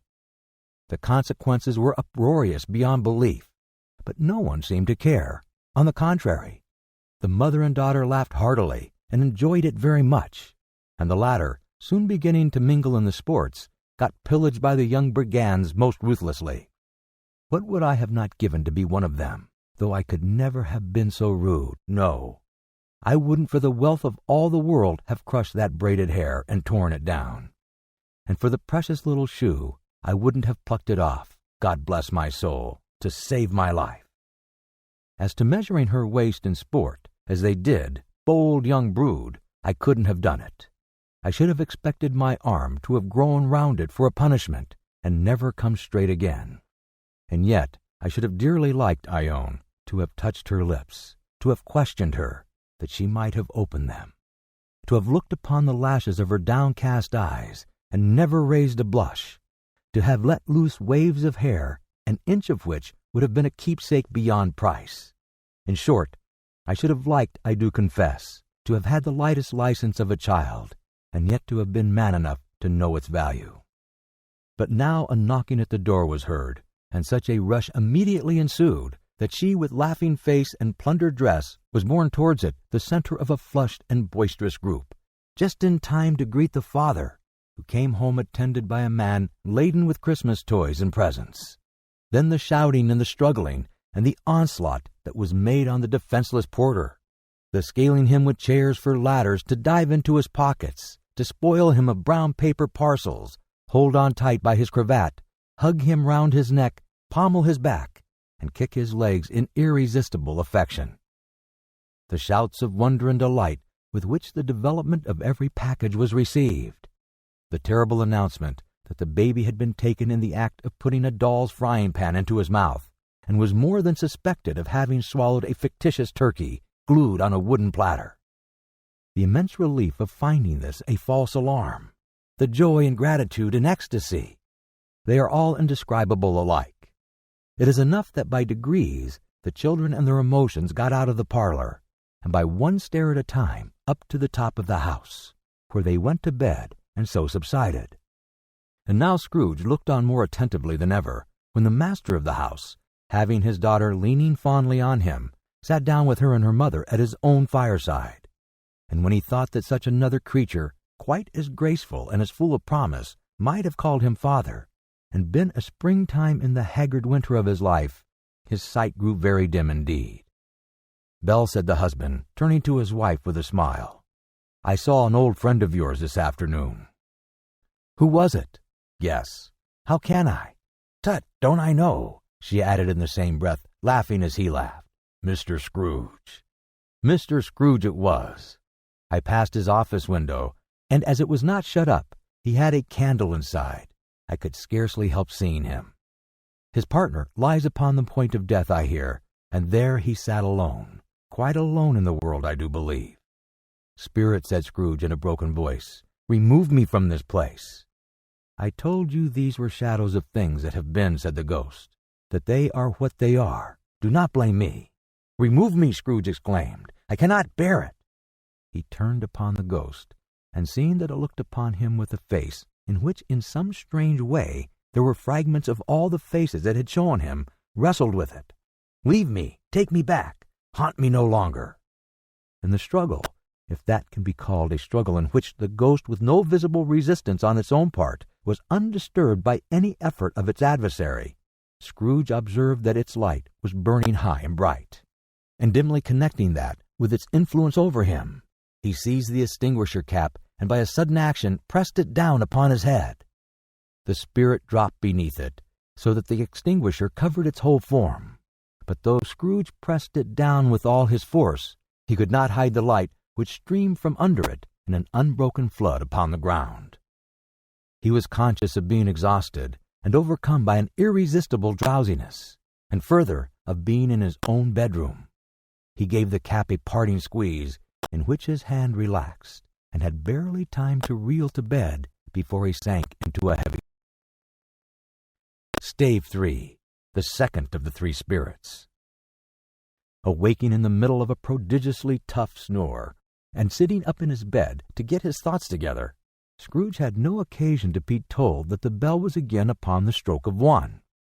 He felt that he was restored to consciousness in the right nick of time, for the especial purpose of holding a conference with the second messenger dispatched to him through Jacob Marley's intervention.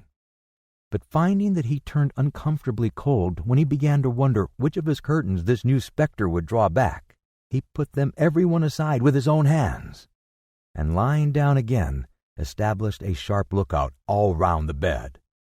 For he wished to challenge the spirit on the moment of its appearance, and did not wish to be taken by surprise and made nervous. Gentlemen of the free and easy sort, who plume themselves on being acquainted with a move or two, and being usually equal to the time of day, express the wide range of their capacity for adventure by observing that they are good for anything from pitch and toss to manslaughter, between which opposite extremes, no doubt, there lies a tolerably wide and comprehensive range of subjects. Without venturing for Scrooge quite heartily as this, I don't mind calling on you to believe that he was ready for a good broad field of strange appearances, and that nothing between a baby and a rhinoceros would have astonished him very much. Now, being prepared for almost anything, he was not by any means prepared for nothing, and consequently, when the bell struck 1 and no shape appeared, he was taken with a violent fit of trembling. 5 minutes, 10 minutes, a quarter of an hour went by, yet nothing came. All this time he lay upon his bed, the very core and center of a blaze of ruddy light which streamed upon it when the clock proclaimed the hour, and which, being only light, was more alarming than a dozen ghosts, as he was powerless to make out what it meant or would be at, and was sometimes apprehensive that he might be at that very moment an interesting case of spontaneous combustion, without having the consolation of knowing it. At last, however, he began to think, as you or I would have thought at first, for it is always the person not in the predicament who knows what ought to have been done in it, and would unquestionably have done it too. At last, I say, he began to think that the source and secret of this ghostly light might be in the adjoining room, from whence, on further tracing it, it seemed to shine. This idea taking full possession of his mind, he got up softly and shuffled in his slippers to the door.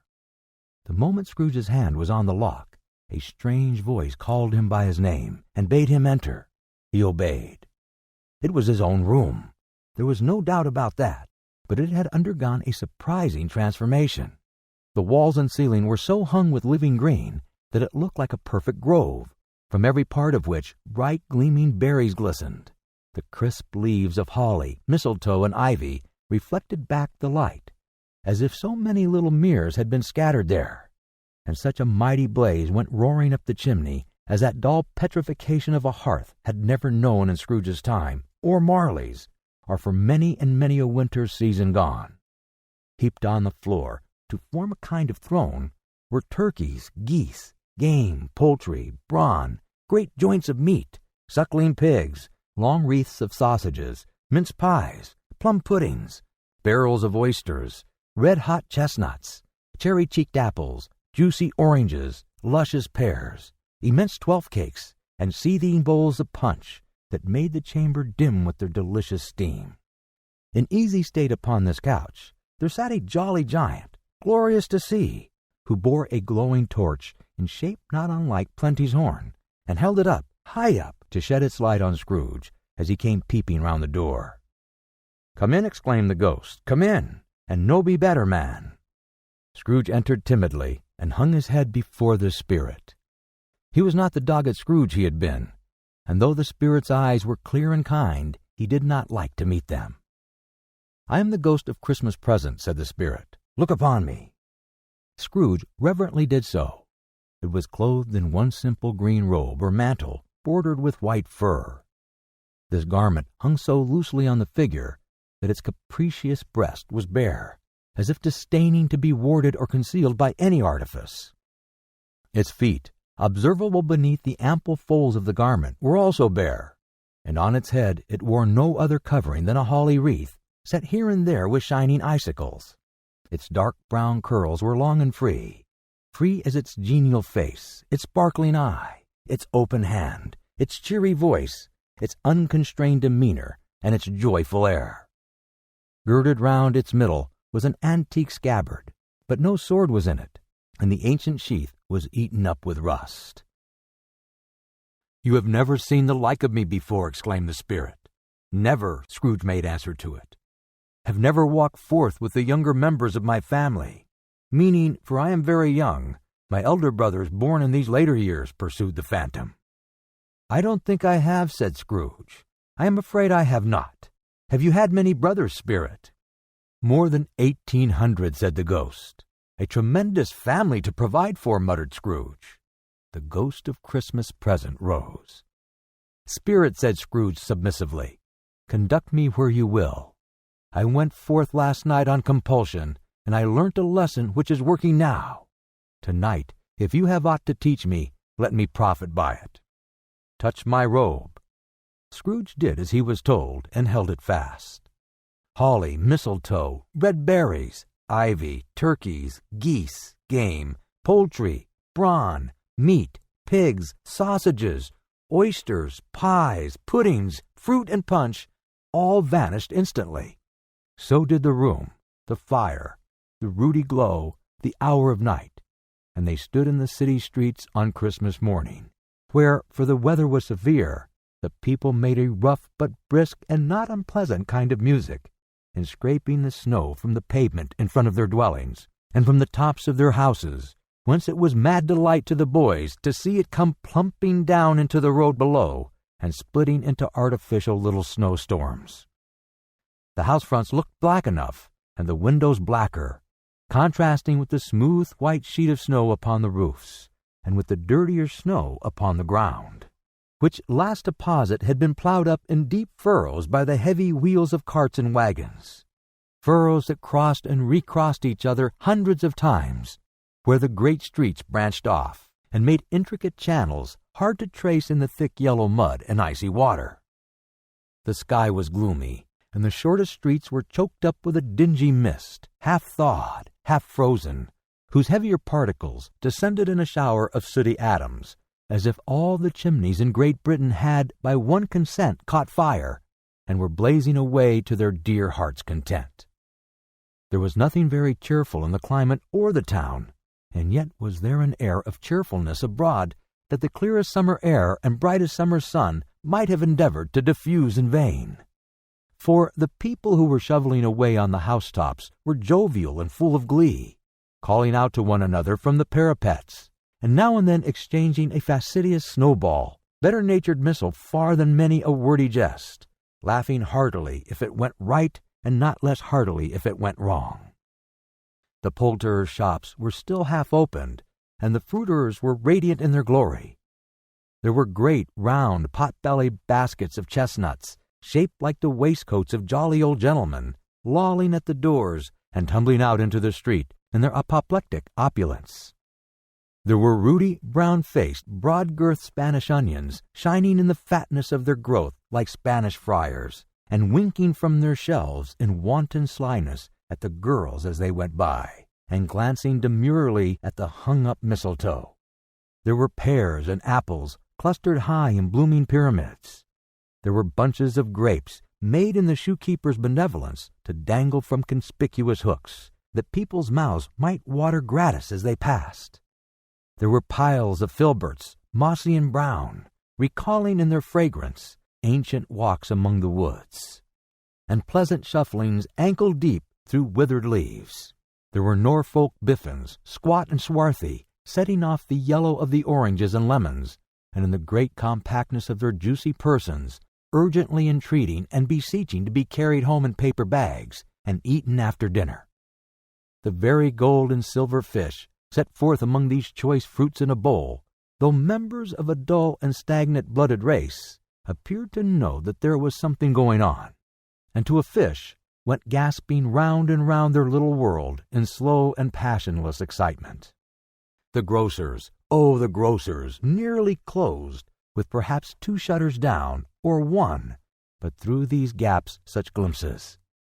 It was not alone that the scales descending on the counter made a merry sound, or that the twine and roller parted company so briskly, or that the canisters were rattled up and down like juggling tricks, or even that the blended scents of tea and coffee were so grateful to the nose, or even that the raisins were so plentiful and rare, the almonds so extremely white, the sticks of cinnamon so long and straight, the other spices so delicious, the candied fruits so caked and spotted with molten sugar as to make the coldest lookers-on feel faint and subsequently bilious.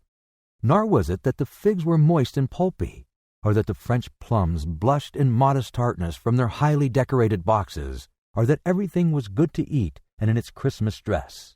But the customers were all so hurried and so eager in the hopeful promise of the day that they tumbled up against each other at the door, crashing their wicker baskets wildly, and left their purchases upon the counter and came running back to fetch them, and committed hundreds of the like mistakes in the best humor possible, while the grocer and his people were so frank and fresh that the polished hearts with which they fastened their aprons behind might have been their own, worn outside for general inspection, and for Christmas daws to peck at if they chose.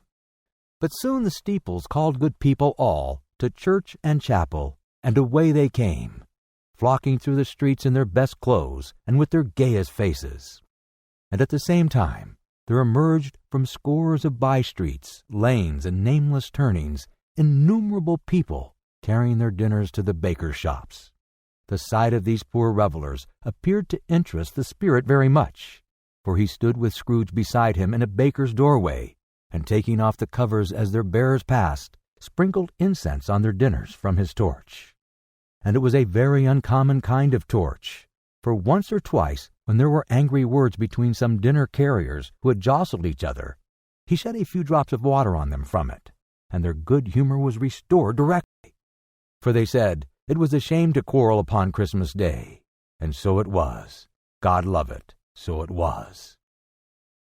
In time the bells ceased, and the bakers were shut up, and yet there was a genial shadowing forth of all these dinners and the progress of their cooking in the thawed blotch of wet above each baker's oven, where the pavement smoked as if the stones were cooking too.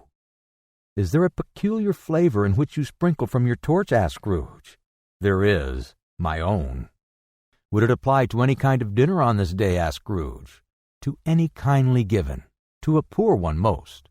"Why to a poor one most?" asked Scrooge. "Because it needs it most." "Spirit," said Scrooge, after a moment's thought, "I wonder you, of all the beings in the many worlds about us, should desire to cramp these people's opportunities of innocent enjoyment." "Aye," cried the Spirit. "You would deprive them of their means of dining every 7th day, often the only day on which can be said to dine at all," said Scrooge. "Wouldn't you?" "Aye," cried the Spirit. "You seek to close these places on the 7th day," said Scrooge, "and it comes to the same thing." "I seek," exclaimed the Spirit. "Forgive me if I am wrong. It has been done in your name, or at least in that of your family," said Scrooge.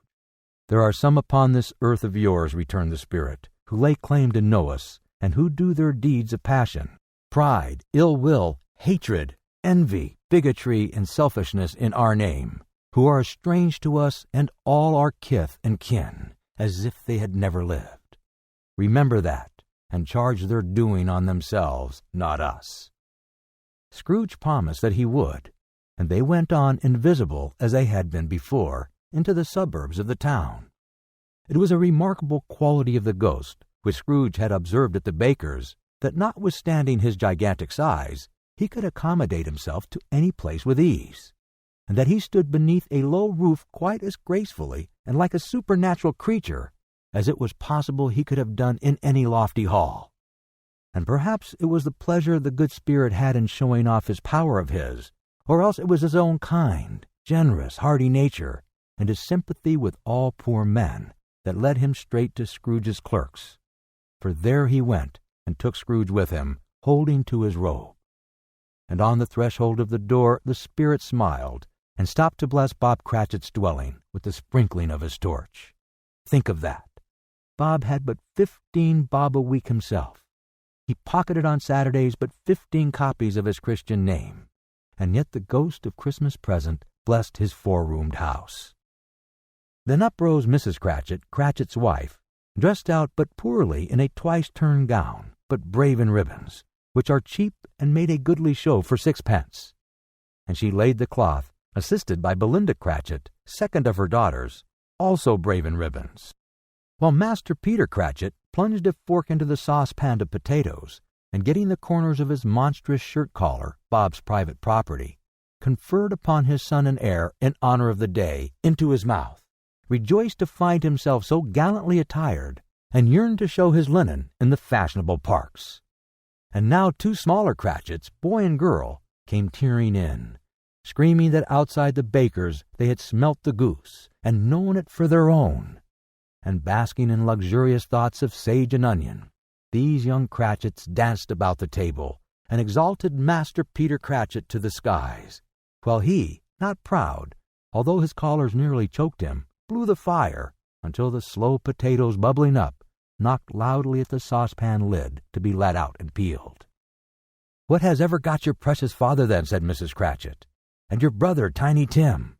And Martha weren't as late last Christmas Day by half an hour." "Here's Martha, mother," said a girl, appearing as she spoke. "Here's Martha, mother," cried the 2 young Cratchits. "Hurrah! There's such a goose, Martha." "Why, bless your heart alive, my dear, how late you are," said Mrs. Cratchit, kissing her a dozen times, and taking off her shawl and bonnet for her with officious zeal. "We'd a deal of work to finish up last night," replied the girl, "and had to clear away this morning, mother." "Well, never mind, so long as you are come," said Mrs. Cratchit. "Sit ye down before the fire, my dear, and have a warm, Lord bless ye." "No, no, there's father coming," cried the 2 young Cratchits, who were everywhere at once. "Hide, Martha, hide." So Martha hid herself, and in came little Bob the father, with at least 3 feet of comforter exclusive of the fringe hanging down before him, and his threadbare clothes darned up and brushed to look seasonable, and Tiny Tim upon his shoulder. Alas, for Tiny Tim, he bore a little crutch, and had his limbs supported by an iron frame. "Why, where's our Martha?" cried Bob Cratchit, looking round. "Not coming," said Mrs. Cratchit.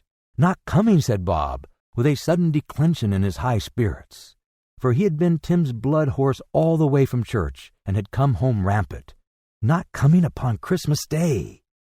Martha didn't like to see him disappointed, if it were only in joke, so she came out prematurely from behind the closet door, and ran into his arms, while the 2 young Cratchits hustled Tiny Tim, and bore him off into the wash-house, that he might hear the pudding singing in the copper. "How did little Tim behave?" asked Mrs. Cratchit, when she had rallied Bob on his credulity, and Bob had hugged his daughter to his heart's content. "As good as gold," said Bob, "and better. Somehow he gets thoughtful, sitting by himself so much, and thinks the strangest things you ever heard. He told me coming home that he hoped the people saw him in the church, because he was a cripple, and it might be pleasant to them to remember upon Christmas Day who made lame beggars walk and blind men see."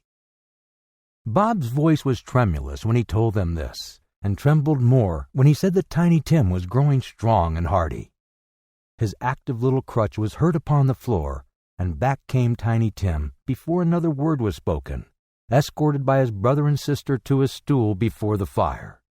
And while Bob, turning up his cuffs, as if, poor fellow, they were capable of being made more shabby, compounded some hot mixture in a jug with gin and lemons, and stirred it round and put it on the hob to simmer, Master Peter and the 2 ubiquitous young Cratchits went to fetch the goose, with which they soon returned in high procession.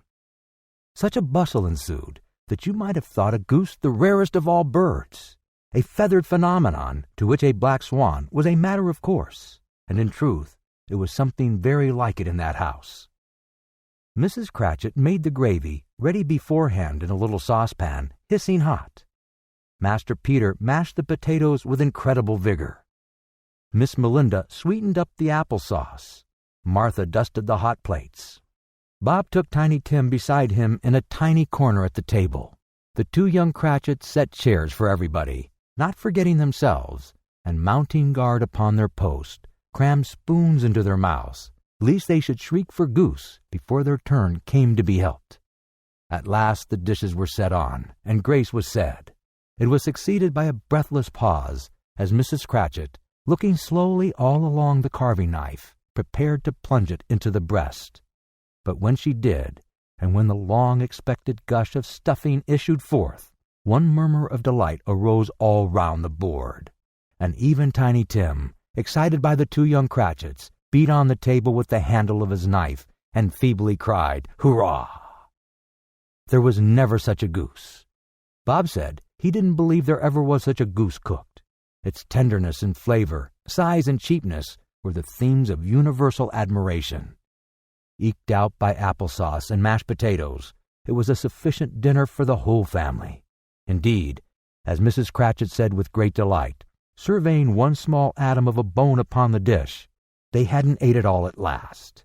Yet everyone had had enough, and the youngest Cratchits in particular were steeped in sage and onion to the eyebrows. But now, the plates being changed by Miss Belinda, Mrs. Cratchit left the room alone, too nervous to bear witnesses, to take the pudding up and bring it in. Suppose it should not be done enough. Suppose it should break in turning out. Suppose somebody should have got over the wall of the backyard and stolen it while they were merry with the goose, a supposition at which the two young Cratchits became livid. All sorts of horrors were supposed. Hallo! A great deal of steam. The pudding was out of the copper. A smell like a washing day. That was the cloth. A smell like an eating house and a pastry cook's next door to each other, with a laundress next door to that. That was the pudding. In half a minute, Mrs. Cratchit entered, flushed, but smiling proudly, with the pudding, like a speckled cannonball, so hard and firm, blazing in half a quantern of ignited brandy, and bedight with Christmas holly stuck into the top. Oh, a wonderful pudding, Bob Cratchit said, and calmly, too, that he regarded it as the greatest success achieved by Mrs. Cratchit since their marriage. Mrs. Cratchit said that now the weight was off her mind, she would confess she had her doubts about the quantity of flour. Everybody had something to say about it, but nobody said or thought it was at all a small pudding for a large family. It would have been flat heresy to do so. Any Cratchit would have blushed to hint at such a thing. At last the dinner was done. The cloth was cleared, the hearth swept, and the fire made up. The compound in the jug being tasted and considered perfect, apples and oranges were put on the table, and a shovelful of chestnuts on the fire. Then all the Cratchit family drew round the hearth in what Bob Cratchit called a circle, meaning half a one. And at Bob Cratchit's elbow stood the family display of glass, 2 tumblers, and a custard cup without a handle. These held the hot stuff from the jug, however, as well as golden goblets would have done, and Bob served it out with beaming looks, while the chestnuts on the fire sputtered and crackled noisily. Then Bob proposed, "A Merry Christmas to us all, my dears. God bless us," which all the family re-echoed. "God bless us, every one," said Tiny Tim, the last of all. He sat very close to his father's side upon his little stool. Bob held his withered little hand in his, as if he loved the child and wished to keep him by his side, and dreaded that he might be taken from him. "Spirit," said Scrooge, with an interest he had never felt before, "tell me if Tiny Tim will live." "I see a vacant seat," replied the ghost, "in the poor chimney corner, and a crutch without an owner, carefully preserved. If these shadows remain unaltered by the future, the child will die." "No, no," said Scrooge. "Oh, no, kind spirit. Say he will be spared." "If these shadows remain unaltered by the future, none other of my race," returned the ghost, "will find him here. What then? If he be like to die, he had better do it, and decrease the surplus population." Scrooge hung his head to hear his own words quoted by the spirit, and was overcome with penitence and grief. "Man," said the ghost, "if man you be in heart, not adamant, forbear that wicked cant until you have discovered what surplus is, and where it is.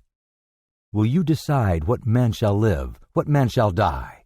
It may be that in the sight of heaven you are more worthless and less fit to live than millions like this poor man's child. O God, to hear the insect on the leaf pronouncing on the too much life among his hungry brothers in the dust. Scrooge bent before the ghost's rebuke, and trembling cast his eyes upon the ground.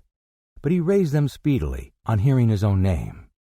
"Mr. Scrooge," said Bob, "I'll give you Mr. Scrooge, the founder of the feast." "The founder of the feast, indeed," cried Mrs. Cratchit, reddening. "I wish I had him here.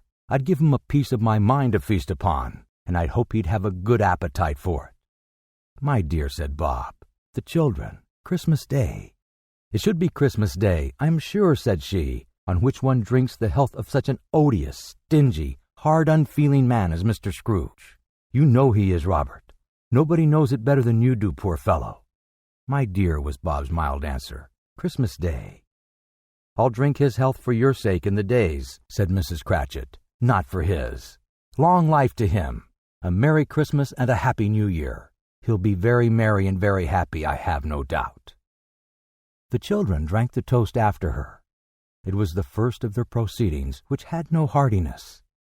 Tiny Tim drank it last of all, but he didn't care twopence for it. Scrooge was the ogre of the family. The mention of his name cast a dark shadow on the party, which was not dispelled for full 5 minutes. After it had passed away, they were 10 times merrier than before, from the mere relief of Scrooge, the baleful one, being done with. Bob Cratchit told them how he had a situation in his eye for Master Peter, which would bring in, if obtained, full 5 and 6 pence weekly. The 2 young Cratchits laughed tremendously at the idea of Peter's being a man of business, and Peter himself looked thoughtfully at the fire from between his collars, as if he were deliberating what particular investments he should favor when he came into the receipt of that bewildering income. Martha, who was a poor apprentice at a milliner's, then told them what kind of work she had to do, and how many hours she worked at a stretch, and how she meant to lie abed tomorrow morning for a good long rest, tomorrow being a holiday she passed at home. Also how she had been a countess and a lord some days before, and how the lord was much about as tall as Peter, at which Peter pulled up his collar so high that you couldn't have seen his head if you had been there. All this time the chestnuts and the jug went round and round, and by they had a song about a lost child traveling in the snow from Tiny Tim, who had a plaintive little voice, and sang it very well indeed. There was nothing of high mark in this. They were not a handsome family. They were not well dressed. Their shoes were far from being waterproof. Their clothes were scanty. And Peter might have known, and very likely did, the inside of a pawnbroker's. But they were happy, grateful, pleased with one another, and contented with the time. And when they faded, and looked happier yet in the bright sprinklings of the spirit's torch at parting, Scrooge had his eye upon them, and especially on Tiny Tim, until the last. By this time it was getting dark, and snowing pretty heavily, and as Scrooge and the spirit went along the streets, the brightness of the roaring fires in kitchens, parlors, and all sorts of rooms was wonderful. Here the flickering of the blaze showed preparations for a cozy dinner, with hot plates baking through and through before the fire, and deep red curtains ready to be drawn to shut out cold and darkness. There all the children of the house were running out into the snow to meet their married sisters, brothers, cousins, uncles, aunts, and be the first to greet them. Here again were shadows on the window blind of guests assembling, and there a group of handsome girls, all hooded and fur-booted, and all chattering at once, tripped lightly off to some near neighbor's house, where woe upon the single man who saw them enter. Artful witches, well they knew it, in a glow. But if you had judged from the numbers of people on their way to friendly gatherings, you might have thought that no one was at home to give them welcome when they got there, instead of every house expecting company and piling up its fires half-chimney high. Blessing on it, how the ghost exalted! How he bared its breadth of breast, and opened its capacious palm, and floated on, outpouring, with a generous hand, its bright and harmless mirth on everything within its reach. The very lamplighter who ran on before, dotting the dusky street with specks of light, and who was dressed to spend the evening somewhere, laughed out loudly as the spirit passed, though little kenned the lamplighter that he had any company but Christmas. And now, without a word of warning from the ghost, they stood upon a bleak and desert moor, where monstrous masses of rude stone were cast about, as though it were the burial place of giants. And water spread itself wheresoever it listed, or would have done so, but for the frost that held it prisoner. And nothing grew but moss and furze, and coarse rank grass. Down in the west, the setting sun had left a streak of fiery red, which glared upon the desolation for an instant, like a sullen eye, and frowning lower, lower, lower yet, was lost in the thick gloom of darkest night. "What place is this?" asked Scrooge. "A place where miners live, who labor in the bowels of the earth," returned the spirit. "But they know me. See!" A light shone from the window of a hut, and swiftly they advanced towards it. Passing through the wall of mud and stone, they found a cheerful company assembled round a glowing fire. An old man and woman, with their children and their children's children, and another generation beyond that, all decked out gaily in their holiday attire. The old man, in a voice that seldom rose above the howling of the wind upon the barren waste, was singing them a Christmas song. It had been a very old song when he was a boy, and from time to time they all joined in the chorus. So surely as they raised their voices, the old man got quite blithe and loud, and so surely as they stopped, his vigor sank again. The spirit did not tarry here, but bade Scrooge hold his robe, and passing on above the moor, sped whither? Not to see, to see. To Scrooge's horror, looking back, he saw the last of the land, a frightful range of rocks behind them, and his ears were deafened by the thundering of water as it rolled and roared and raged among the dreadful caverns it had worn, and fiercely tried to undermine the earth. Built upon a dismal reef of sunken rocks, some league or so from shore, on which the waters chafed and dashed the wild year through, there stood a solitary lighthouse. Great heaps of seaweed clung to its base, and storm birds, born of the wind one might suppose, as seaweed of the water rose and fell about it like the waves they skimmed. But even here, two men who watched the light had made a fire, that through the loophole in the thick stone wall shed out a ray of brightness on the awful sea. Joining their horny hands over the rough table at which they sat, they wished each other Merry Christmas in their can of grog, and one of them, the elder too, with his face all damaged and scarred with hard weather, as the figurehead of an old ship might be, struck up a sturdy song that was like a gale in itself. Again the ghost sped on, above the black and heaving sea, on, until, being far away, as he told Scrooge, from any shore they lighted on a ship.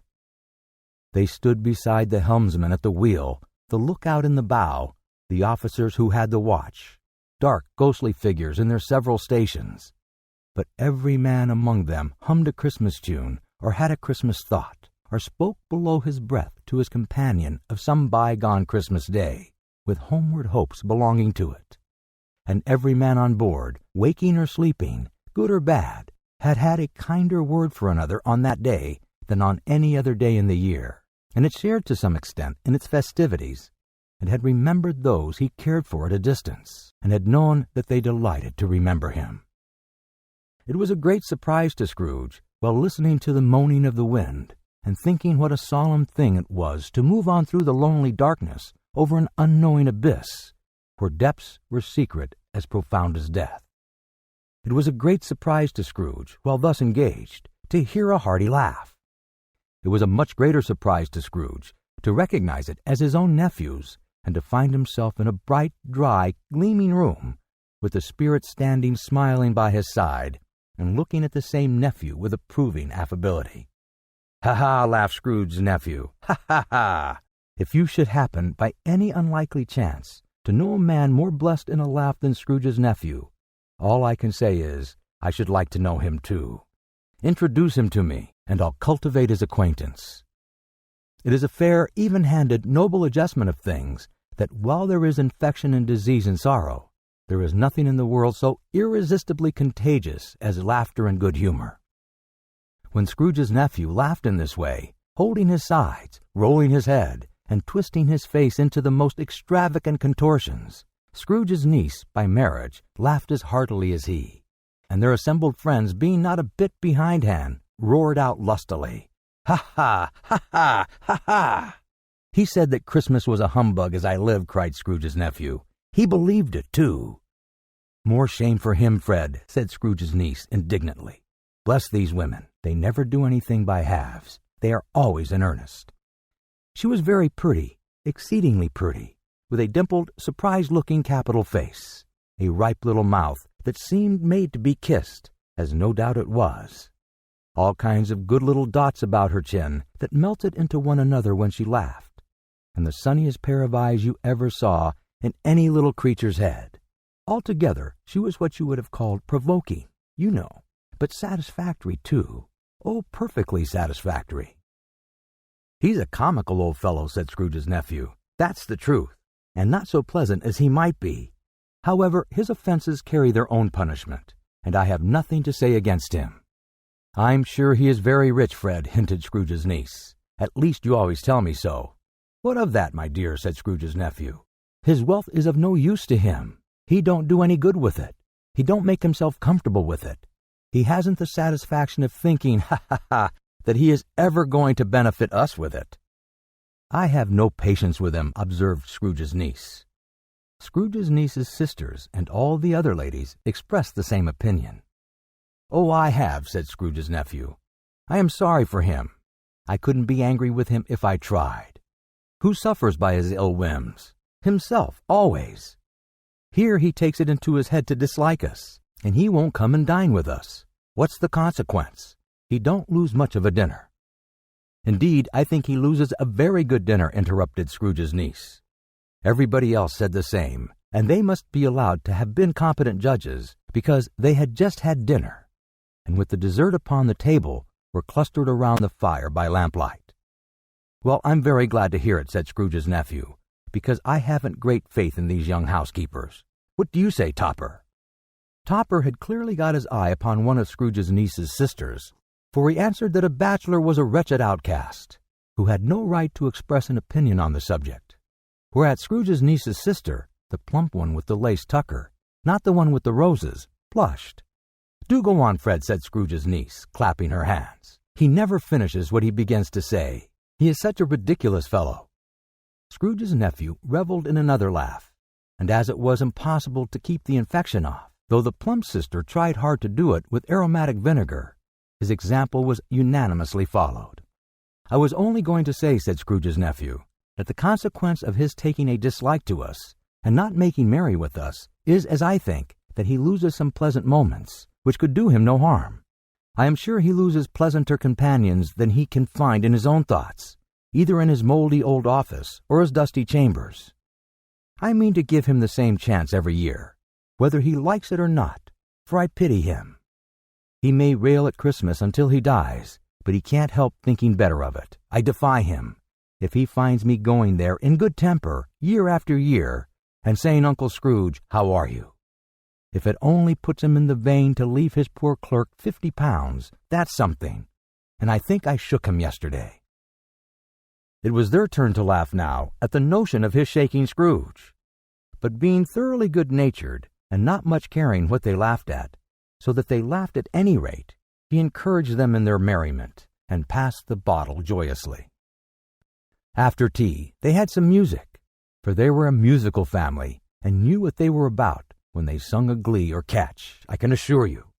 Especially Topper, who could gruel away in the bass like a good one, and never swell the large veins in his forehead, or get red in the face over it. Scrooge's niece played well upon the harp, and played among other tunes a simple little air, a mere nothing. You might learn to whistle it in 2 minutes, which had been familiar to the child who fetched Scrooge from the boarding school, as he had been reminded by the ghost of Christmas Past. When this strain of music sounded, all the things that Ghost had shown him came upon his mind. He softened more and more, and thought that if he could have listened to it often, years ago, he might have cultivated the kindness of life for his own happiness with his own hands, without resorting to the sexton's spade that buried Jacob Marley. But they didn't devote the whole evening to music. After a while, they played at forfeits, for it is good to be children sometimes, and never better than at Christmas, when its mighty founder was a child himself. Stop! There was first a game at Blind Man's Buff. Of course there was. And I no more believe Topper was really blind than I believe he had eyes in his boots. My opinion is that it was a done thing between him and Scrooge's nephew, and that the ghost of Christmas Present knew it.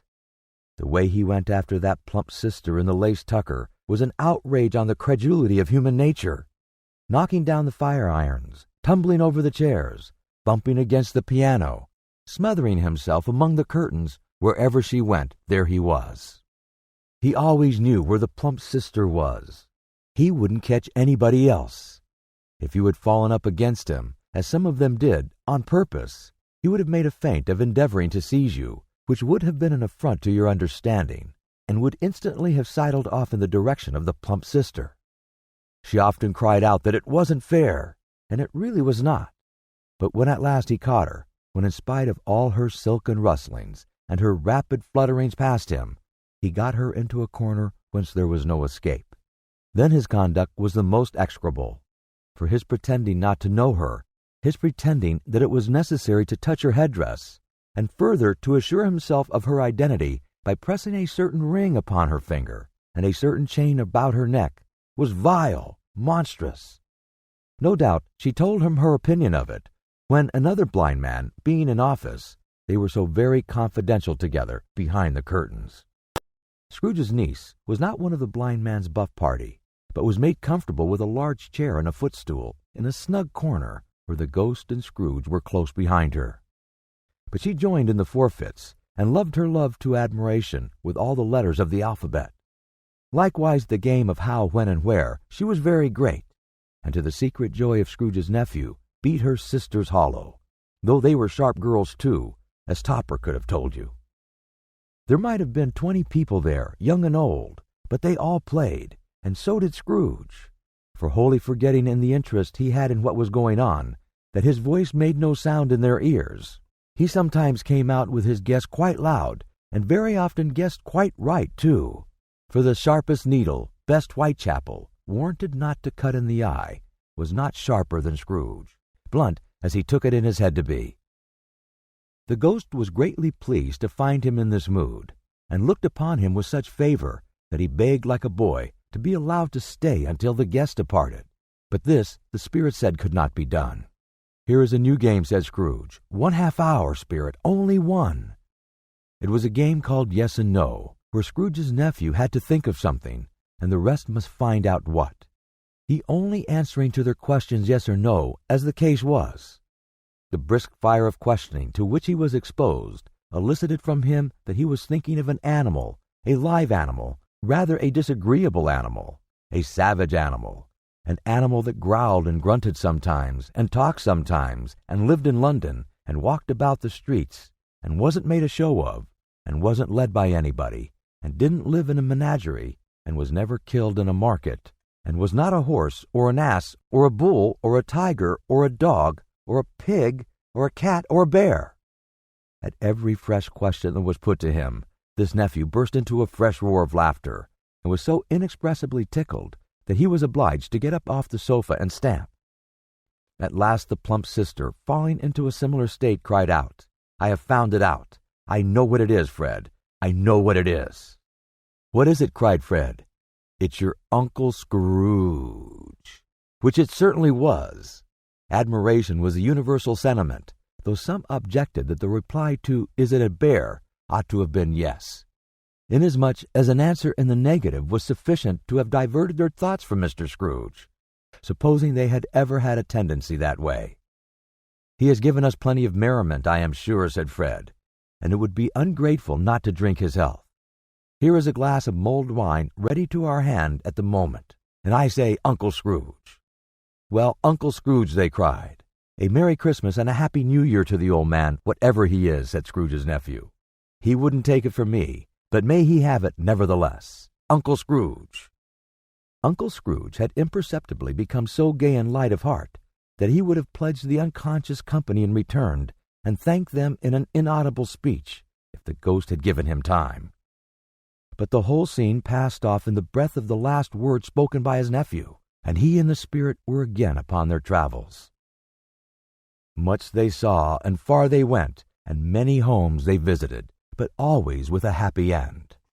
The spirit stood beside sick beds, and they were cheerful, on foreign lands, and they were close at home, by struggling men, and they were patient in their greater hope, by poverty, and it was rich, in almshouse, hospital, and jail, in misery's every refuge, where vain men in his little brief authority had not made fast the door and barred the spirit out. He left his blessing and taught Scrooge his precepts. It was a long night, if it were only a night, but Scrooge had his doubts of this, because the Christmas holidays appeared to be condensed into the space of time they passed together. It was strange, too, that while Scrooge remained unaltered in his outward form, the ghost grew older, clearly older. Scrooge had observed this change, but never spoke of it until they left a child's 12th night party, when, looking at the spirit as they stood together in an open place, he noticed that his hair was gray. "Are spirits' lives so short?" asked Scrooge. "My life upon this globe is very brief," replied the ghost. "It ends tonight." "Tonight!" cried Scrooge. "Tonight at midnight. Hark! The time is drawing near." The chimes were ringing the 3/4 past 11 at that moment. "Forgive me if I am not justified in what I ask," said Scrooge, looking intently at the spirit's robe. "But I see something strange and not belonging to yourself protruding from your skirts. Is it a foot or a claw?" "It might be a claw, for the flesh there is upon it," was the spirit's sorrowful reply. "Look here." From the foldings of its robe it brought 2 children, wretched, abject, frightful, hideous, miserable. They knelt down at its feet and clung upon the outside of its garment. "Oh, man, look here! Look down here!" exclaimed the ghost. They were a boy and a girl, yellow, meager, ragged, scowling, wolfish, but prostrate too in their humility, where graceful youth should have filled their features out and touched them with its freshest tints. A stale and shriveled hand, like that of age, had pinched and twisted them and pulled them into shreds. Where angels might have sat enthroned, devils lurked and glared out menacing. No change, no degradation, no perversion of humanity in any grade, through all the mysteries of wonderful creation, has monsters half so horrible and dread. Scrooge started back appalled. Having them shown to him in this way, he tried to say they were fine children, but the words choked themselves rather than be parties to a lie of such enormous magnitude. "Spirit, are they yours?" Scrooge could say no more. "They are man's," said the spirit, looking down upon them, "and they cling to me, appealing from their fathers. This boy is ignorance, this girl is want. Beware them both, and all of their degree. But most of all beware this boy, for on his brow I see that written which is doom, unless the writing be erased. Deny it," cried the spirit, stretching out his hands towards the city. "Slander those who tell it ye. Admit it for your factious purposes, and make it worse, and bide the end." "Have they no refuge or resource?" cried Scrooge. "Are there no prisons?" said the spirit, turning on him for the last time with his own words. "Are there no workhouses?" The bell struck 12. Scrooge looked about him for the ghost and saw it not. As the last stroke ceased to vibrate, he remembered the prediction of old Jacob Marley, and lifting up his eyes, beheld a solemn phantom, draped and hooded, coming like a mist along the ground towards Stave 4, the last of the spirits. The phantom slowly, gravely, silently approached. When it came near him, Scrooge bent down upon his knees. From the very air through which the spirit moved, it seemed to scatter gloom and mystery. It shrouded in a deep black garment which concealed its head, its face, its form, and left nothing of it visible save one outstretched hand. But for this it would have been difficult to detach its figure from the night and separate it from the darkness by which it was surrounded. He felt that it was tall and stately when it came beside him, and that its mysterious presence filled him with a solemn dread. He knew no more, for the spirit neither spoke nor moved. "I am in the presence of the ghost of Christmas yet to come," said Scrooge. The spirit answered not, but pointed onward with its hand. "You are about to show me shadows of things that have not happened, but will happen in the time before us," Scrooge pursued. "Is that so, spirit?"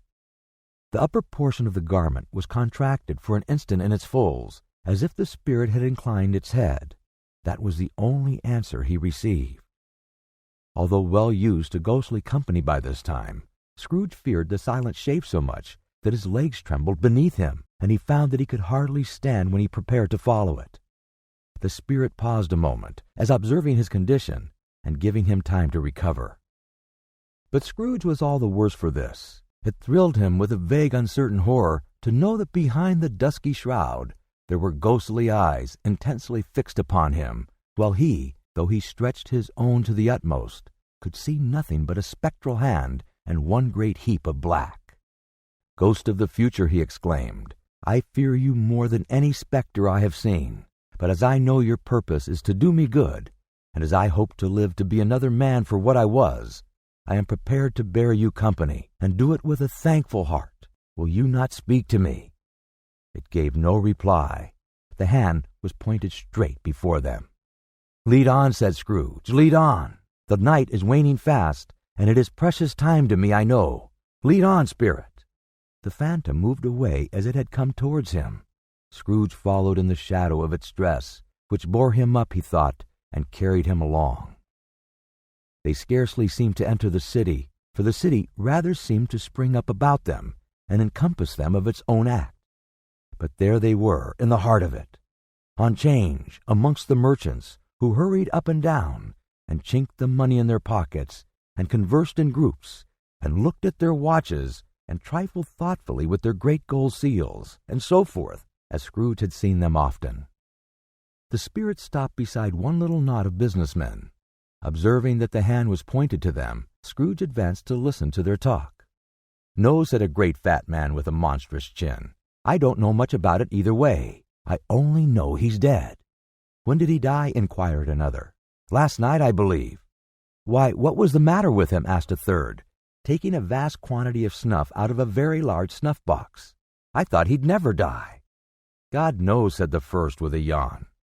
"What has he done with his money?" asked a red-faced gentleman, with a pendulous excrescence on the end of his nose that shook like the gills of a turkey-cock.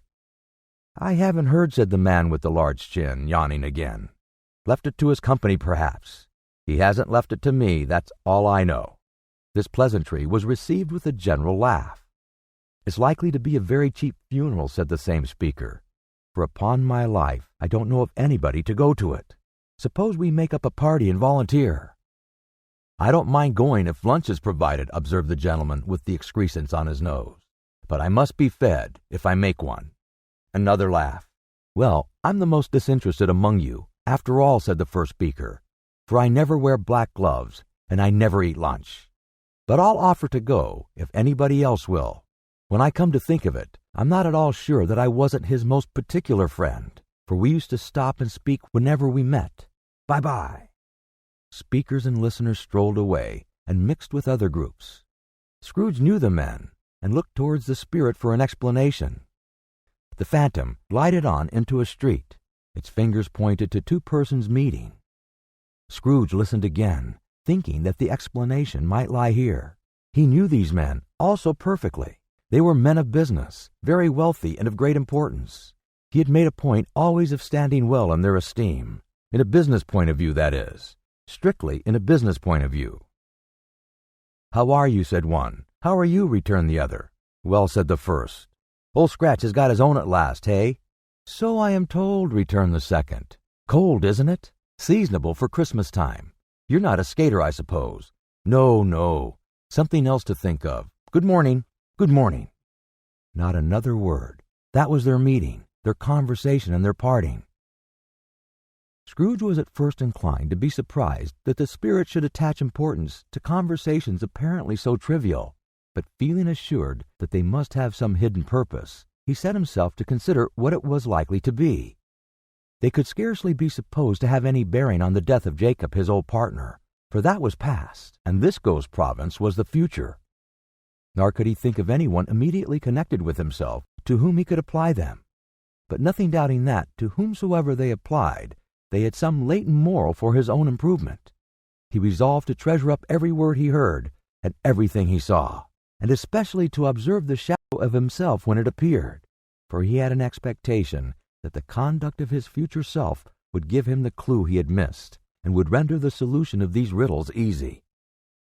He looked about in that very place for his own image, but another man stood in his accustomed corner, and though the clock pointed to his usual time of day for being there, he saw no likeness of himself among the multitudes that poured in through the porch.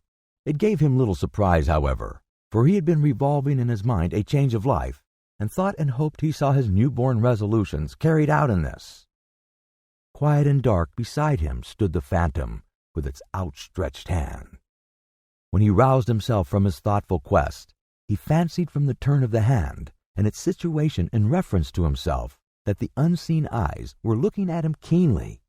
It made him shudder and feel very cold.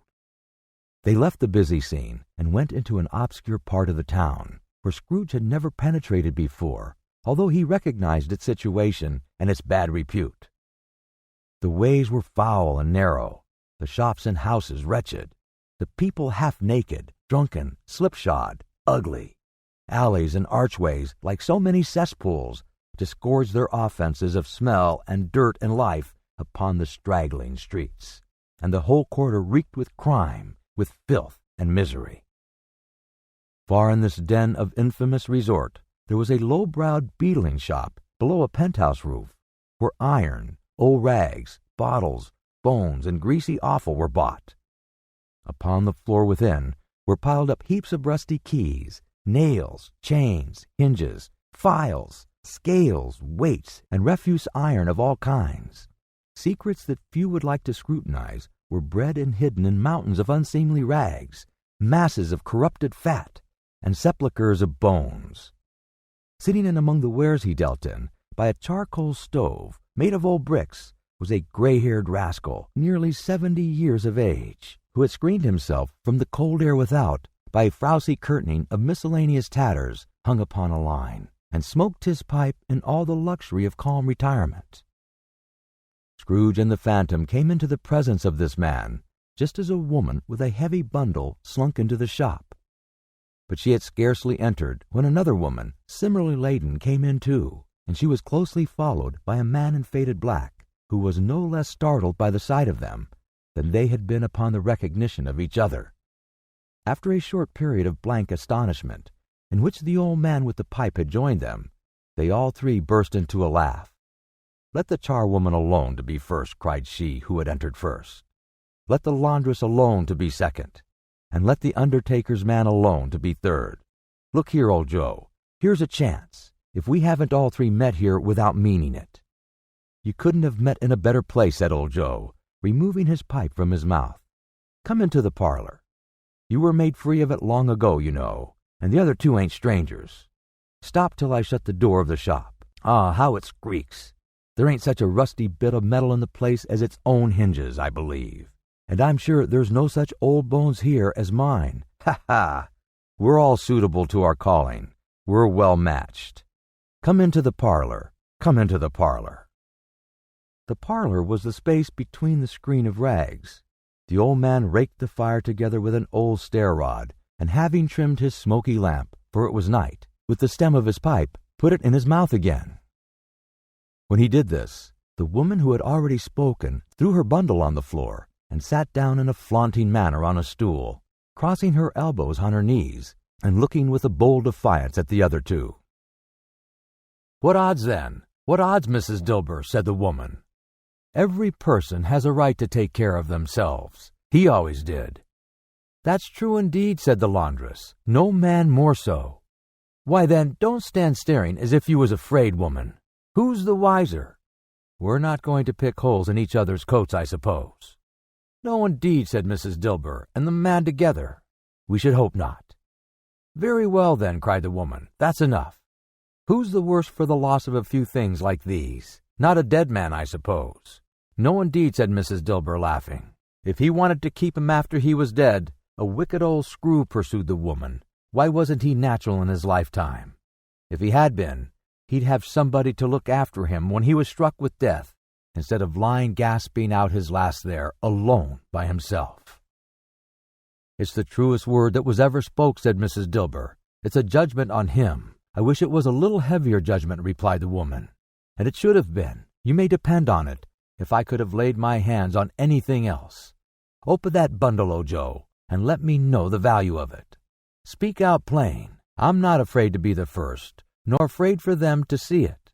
We know pretty well that we were helping ourselves before we met here, I believe. It's no sin. Open the bundle, Joe." But the gallantry of her friends would not allow of this, and the man in faded black, mounting the breech first, produced his plunder. It was not extensive. A seal or two, a pencil case, a pair of sleeve buttons, and a brooch of no great value were all. They were severally examined and appraised by old Joe, who chalked the sums he was disposed to give for each upon the wall, and added them up into a total when he found there was nothing more to come.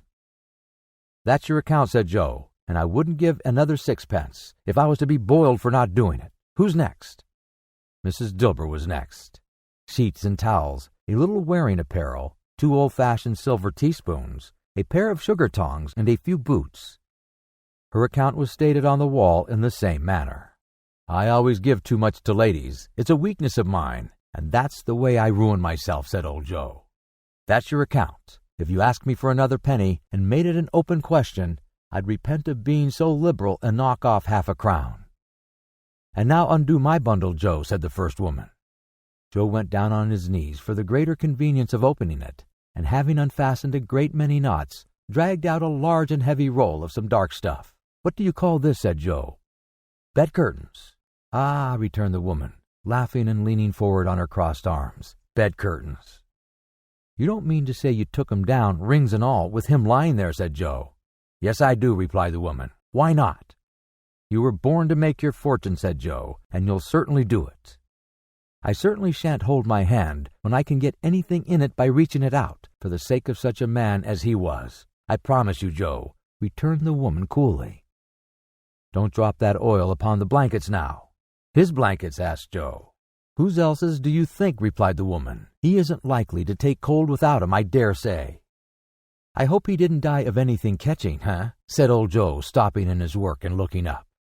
"Don't you be afraid of that," returned the woman. "I ain't so fond of his company that I'd loiter about him for such things, if he did. Ah! You may look through that shirt till your eyes ache, but you won't find a hole in it, nor a threadbare place. It's the best he had, and a fine one, too. They'd have wasted it if it hadn't been for me." "What do you call wasting of it?" asked Joe. "Putting it on him to be buried in, to be sure," replied the woman with a laugh. "Somebody was fool enough to do it, but I took it off again.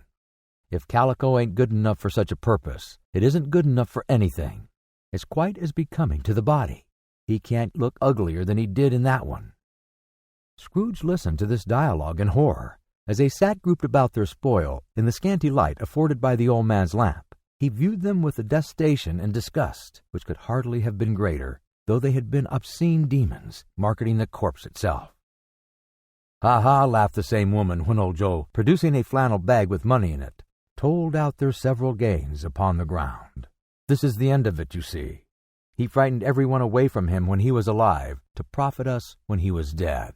Ha, ha, ha!" "Spirit," said Scrooge, shuddering from head to foot. I see. The case of this unhappy man might be my own. My life tends that way now.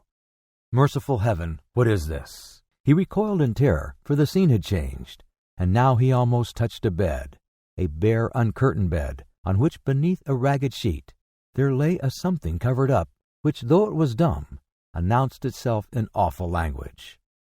The room was very dark, too dark to be observed with any accuracy, though Scrooge glanced round it in obedience to a secret impulse, anxious to know what kind of room it was.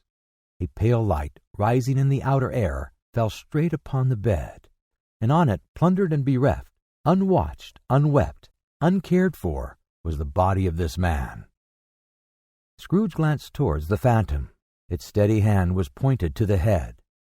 The cover was so carelessly adjusted that the slightest raising of it, the motion of a finger upon Scrooge's part, would have disclosed the face. He thought of it, felt how easy it would be to do, and longed to do it, but had no more power to withdraw the veil than to dismiss the spectre at his side. "O cold, cold, rigid, dreadful death, set up thine altar here, and dress it with such terrors as thou hast at thy command. For this is thy dominion. but of the loved, revered, and honored head, thou canst not turn one hair to thy dread purposes, or make one feature odious. It is not that the hand is heavy and will fall down when released. It is not that the heart and pulse are still, but that the hand was open, generous and true. The heart brave, warm and tender, and the pulse a man's. Strike, shadow, strike, and see his good deeds springing from the wound, to sow the world with life immortal. No voice pronounced these words in Scrooge's ears, and yet he heard them when he looked upon the bed. He thought, if this man could be raised up now, what would be his foremost thoughts? Avarice, hard-dealing, gripping cares. They had brought him to a rich end truly. He lay in the dark, empty house, with not a man, a woman, or a child, to say that he was kind to me in this or that, and for the memory of one kind word I will be kind to him. A cat was tearing at the door, and there was a sound of gnawing rats beneath the hearthstone.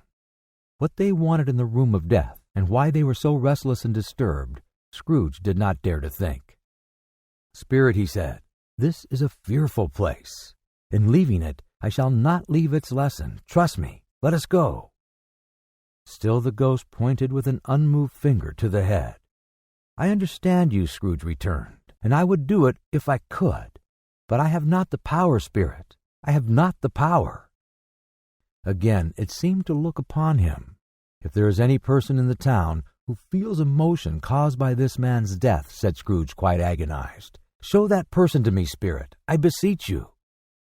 The phantom spread its dark robe before him for a moment like a wing, and withdrawing it, revealed a room by daylight where a mother and her child were. She was expecting someone with an anxious eagerness, for she walked up and down the room, started at every sound, looked out from the window, glanced at the clock, tried, but in vain, to work with her needle, and could hardly bear the voices of the children and their play. At length the long-expected knock was heard. She hurried to the door and met her husband, a man whose face was careworn and depressed, though he was young. There was a remarkable expression in it now, a kind of serious delight of which he felt ashamed, and which he struggled to repress. He sat down to the dinner that had been hoarding for him by the fire, and when she asked him faintly what news, which was not until after a long silence, he appeared embarrassed how to answer. "Is it good," she said, "or bad, to help him?" "Bad," he answered. "We are quite ruined." "No, there is hope yet, Caroline." "If he relents," she said, amazed, "there is. Nothing is past hope, if such a miracle has happened." "He is past relenting," said her husband. "He is dead." She was a mild and patient creature, if her face spoke truth, but she was thankful in her soul to hear it, and she said so with clasped hands. She prayed forgiveness the next moment and was sorry, but the first was the emotion of her heart. "What the half-drunken woman whom I told you of last night said to me when I tried to see him and obtain a week's delay, and what I thought was a mere excuse to avoid me, turns out to have been quite true. He was not only very ill, but dying then. To whom will our debt be transferred? I don't know, but before that time we shall be ready with the money. And even though we were not, it would be a bad fortune indeed to find so merciless a creditor and a successor. We may sleep tonight with light hearts, Caroline." Yes, soften it as they would, their hearts were lighter. The children's faces, hushed and clustered round to hear what they so little understood, were brighter, and it was a happier house for this man's death. The only emotion that the ghost could show him, caused by the event, was one of pleasure. "Let me see some tenderness connected with the death," said Scrooge, "or that dark chamber spirit which we left just now will be forever present to me." The ghost conducted him through several streets familiar to his feet, and as they went along, Scrooge looked here and there to find himself, but nowhere was he to be seen. They entered poor Bob Cratchit's house, the dwelling he had visited before, and found the mother and child seated round the fire. Quiet, very quiet. The noisy little Cratchits were as still as statues in one corner, and sat looking up at Peter, who had a book before him. The mothers and daughters were engaged in sewing, but surely they were very quiet. And he took a child and set him in the midst of them. Where had Scrooge heard these words? He had not dreamed them. The boy must have read them out as he and the spirit crossed the threshold. Why did he not go on? The mother laid her work upon the table and put her hand up to her face. "The color hurts my eyes," she said. "The color. Ah, poor Tiny Tim." "They're better now again," said Cratchit's wife. "It makes them weak by candlelight. And I wouldn't show weak eyes to your father when he comes home for the world. It must be near his time." "Past it, rather," Peter answered, shutting his book. "But I think he has walked a little slower than he used these few last evenings, Mother." They were very quiet again. At last she said, and in a steady, cheerful voice that only faltered once, "And I have known him walk with Tiny Tim upon his shoulders very fast indeed." "And so have I," cried Peter, "often." "And so have I," exclaimed another. "So had all." "But he was very light to carry," she resumed, intent upon her work, "and his father loved him so that it was no trouble, no trouble. And there is your father at the door." She hurried out to meet him, and little Bob in his comforter, he had need of it, poor fellow, came in. His tea was ready for him on the hob, and they all tried who should help him to it most. Then the two young Cratchits got upon his knees and laid, each child a little cheek, against his face, as if they said, "Don't mind it, father, don't be grieved." Bob was very cheerful with them, and spoke pleasantly to all the family. He looked at the work upon the table, and praised the industry and speed of Mrs. Cratchit and the girls. They would be done long before Sunday, he said. "Sunday? You went today then, Robert?" said his wife. "Yes, my dear," returned Bob. "I wish you could have gone. It would have done you good to see how green a place it is, but you'll see it often." "I promised him that I would walk there on a Sunday." "My little child," cried Bob. "My little child." He broke down all at once. He couldn't help it. If he could have helped it, he and his child would have been farther apart perhaps than they were. He left the room and went upstairs into the room above, which was lighted cheerfully and hung with Christmas. There was a chair set close beside the child, and there were signs of someone having been there lately. Poor Bob sat down on it, and when he had thought a little and composed himself, he kissed the little face. He was reconciled to what had happened, and went down again quite happy. They drew about the fire and talked, the girls and mother working still. Bob told them of the extraordinary kindness of Mr. Scrooge's nephew, whom he had scarcely seen but once, and who, meeting him in the street that day, and seeing that he looked just a little down, you know, said Bob, inquired what had happened to distress him. On which said Bob, "For he is the pleasantest spoken gentleman you ever heard," I told him. "I am heartily sorry for it, Mr. Cratchit," he said, "and heartily sorry for your good wife. By the by, how he ever knew that, I don't know." "Knew what, my dear?" "Why, that you were a good wife," replied Bob. "Everybody knows that," said Peter. "Very well observed, my boy," cried Bob. "I hope they do." "Heartily sorry," he said, "for your good wife. If I can be of service to you in any way," he said, giving me his card, "that's where I live. Pray come to me." Now it wasn't, cried Bob, for the sake of anything he might be able to do for us, so much as for his kind way, that this was quite delightful. It really seemed as if he had known our Tiny Tim and felt with us. "I'm sure he's a good soul," said Mrs. Cratchit. "You would be sure of it, my dear," returned Bob, "if you saw and spoke to him. I shouldn't be at all surprised, mark what I say, if he got Peter a better situation." "Only hear that, Peter," said Mrs. Cratchit. "And then," cried one of the girls, "Peter will be keeping company with someone and setting up for himself." "Get along with you," retorted Peter, grinning. "It's just as likely as not," said Bob, "one of these days. Though there's plenty of time for that, my dear. But however and whenever we part from one another, I am sure we shall none of us forget poor Tiny Tim, shall we? Or this first parting that there was among us." "Never, father," cried they all. "And I know," said Bob, "I know, my dears, that when we recollect how patient and how mild he was, although he was a little child, we shall not quarrel easily among ourselves and forget poor Tiny Tim in doing it." "No, never, father," they all cried again. "I am very happy," said little Bob. "I am very happy."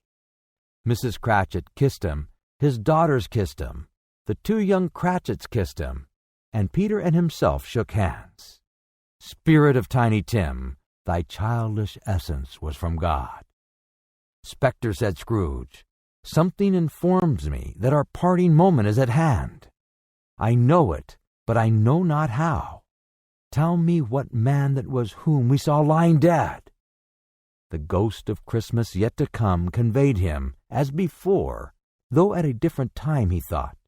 Indeed, there seemed no order in these latter visions, save that they were in the future, into the resorts of business men, but showed not himself.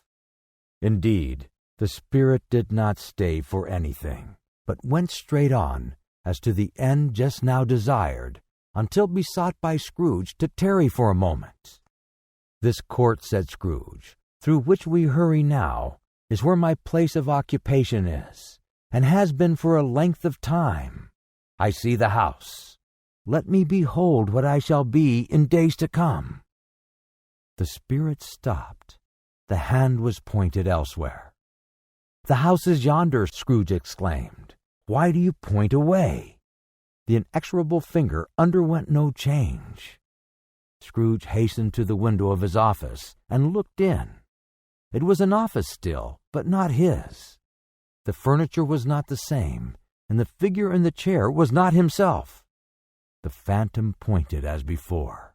He joined it once again, and wondering why and whither he had gone, accompanied it until they reached an iron gate. He paused to look round before entering. A churchyard. Here, then, the wretched man whose name he had now to learn lay underneath the ground. It was a worthy place.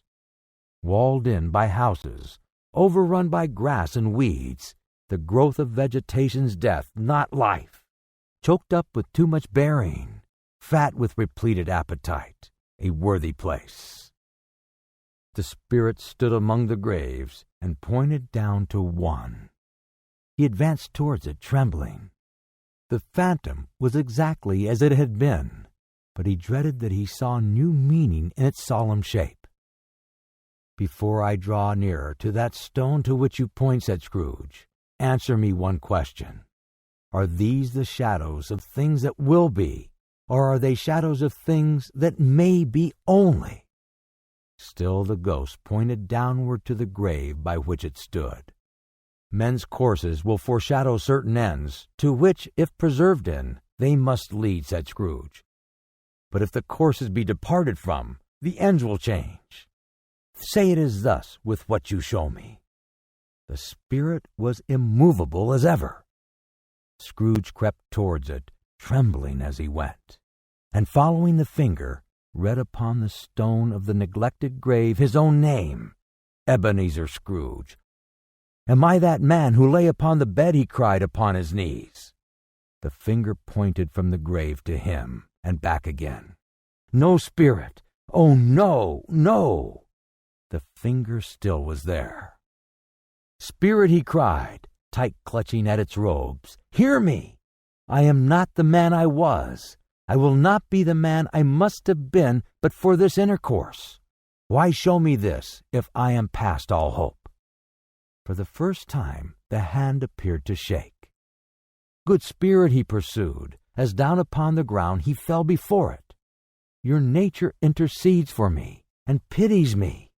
Assure me that I yet may change these shadows you have shown me by an altered life." The kind hand trembled. "I will honor Christmas in my heart, and I try to keep it all the year. I will live in the past, the present, and the future. The spirits of all three shall strive within me. I will not shut out the lessons that they teach. Oh, tell me I may sponge away the writing on this stone." In his agony, he caught the spectral hand.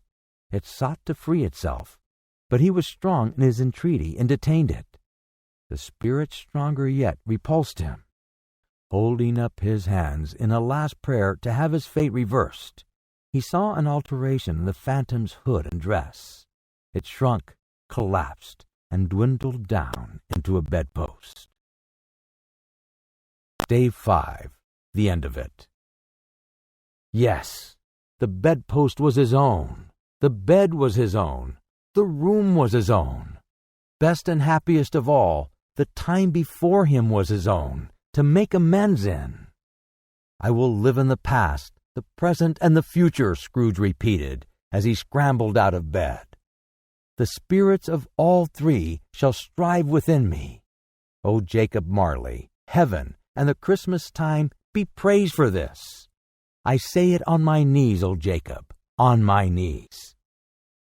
He was so fluttered and so glowing with his good intentions that his broken voice would scarcely answer to his call. He had been sobbing violently in his conflict with the spirit, and his face was wet with tears. "They are not torn down," cried Scrooge, folding one of his bed curtains in his arms. "They are not torn down, rings and all. They are here. I am here. The shadows of the things that would have been may be dispelled. They will be. I know they will be." His hands were busy with his garments all this time, turning them inside out, putting them on upside down, tearing them, mislaying them, making them parties to every kind of extravagance. "I don't know what to do," cried Scrooge, laughing and crying in the same breath, and making a perfect Lycaonian of himself with his stockings. "I am as light as a feather. I am happy as an angel. I am as merry as a schoolboy. I am as giddy as a drunken man. A Merry Christmas to everybody. A Happy New Year to all the world. Hallo here. Whoop! Hallo!"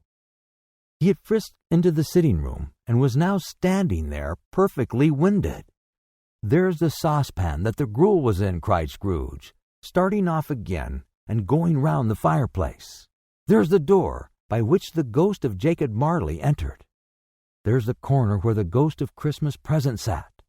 There's the window where I saw the wandering spirits. It's all right. It's all true. It all happened. Ha, ha, ha!" Really, for a man who had been out of practice for so many years, it was a splendid laugh, a most illustrious laugh, the father of a long, long line of brilliant laughs. "I don't know what day of the month it is," said Scrooge. "I don't know how long I've been among the spirits. I don't know anything. I'm quite a baby.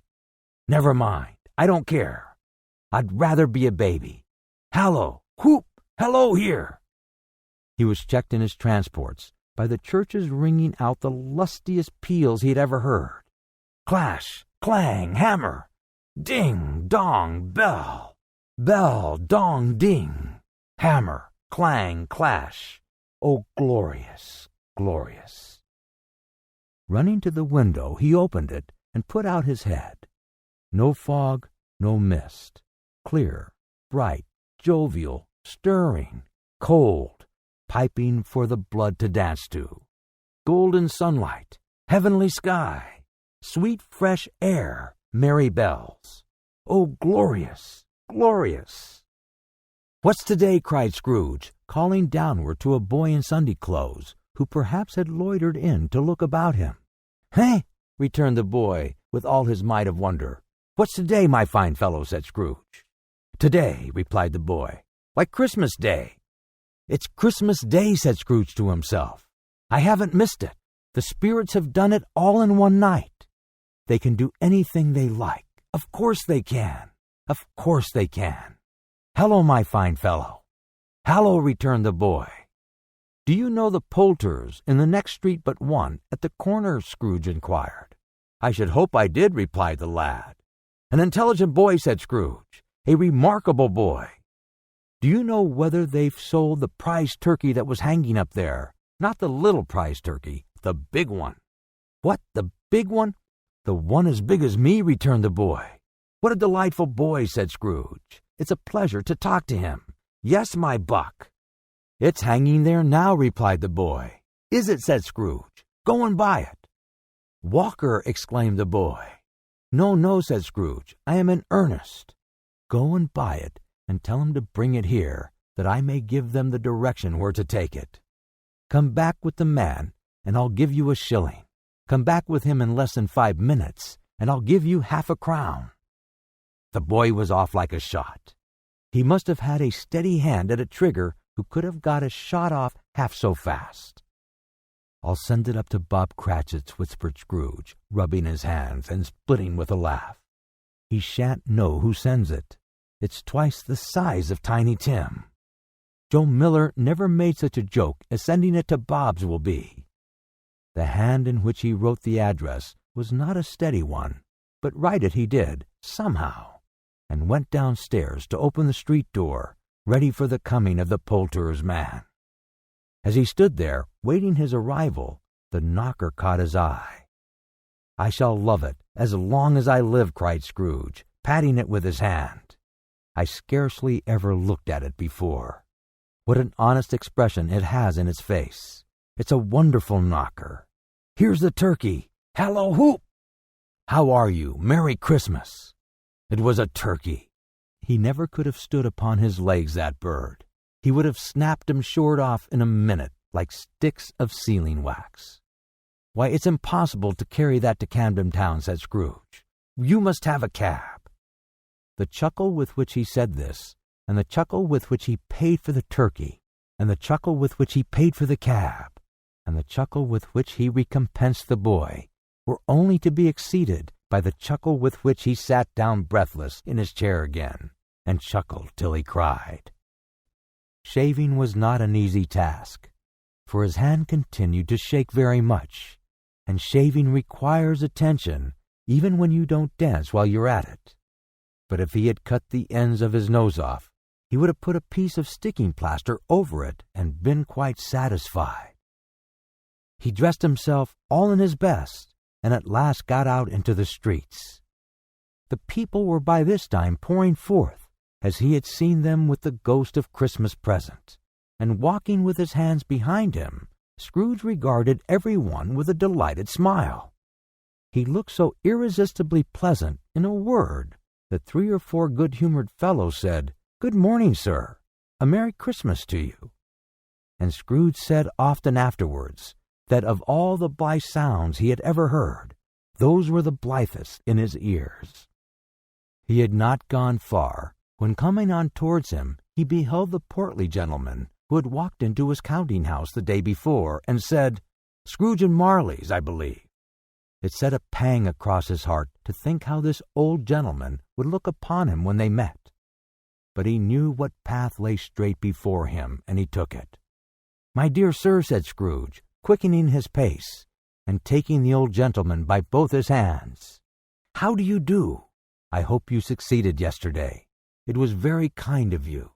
A Merry Christmas to you, sir." "Mr. Scrooge?" "Yes," said Scrooge, "that is my name, and I fear it may not be pleasant to you. Allow me to ask your pardon, and will you have the goodness—" Here Scrooge whispered in his ear. "Lord bless me!" cried the gentleman, as if his breath were taken away. "My dear Mr. Scrooge, are you serious?" "If you please," said Scrooge, "not a farthing less. A great many back payments are included in it, I assure you. Will you do me that favor?" "My dear sir," said the other, shaking hands with him, "I don't know what to say to so much "Don't say anything, please," retorted Scrooge. "Come and see me. Will you come and see me?" "I will," cried the old gentleman, and it was clear he meant to do it. "Thank ye," said Scrooge. "I am much obliged to you. I thank you 50 times. Bless you." He went to the church, and walked about the streets, and watched the people hurrying to and fro, and patted children on the head, and questioned beggars, and looked down into the kitchens of houses, and up to the windows, and found that everything could yield him pleasure. He had never dreamed that any walk, that anything, could give him so much happiness. In the afternoon, he turned his step towards his nephew's house.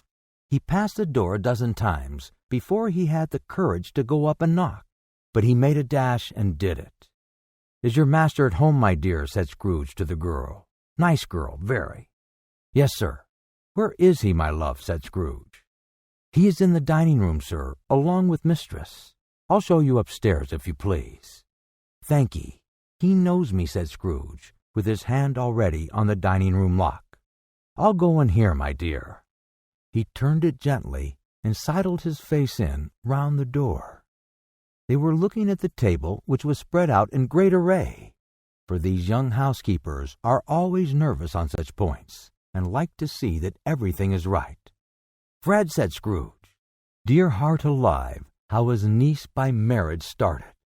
Scrooge had forgotten, for the moment, about her sitting in the corner with the footstool, or he wouldn't have done it on any account. Why, bless my soul, cried Fred, who's that? It's I, your Uncle Scrooge. I have come to dinner. Will you let me in, Fred? Let him in. It is a mercy he didn't shake his arm off. He was at home in 5 minutes.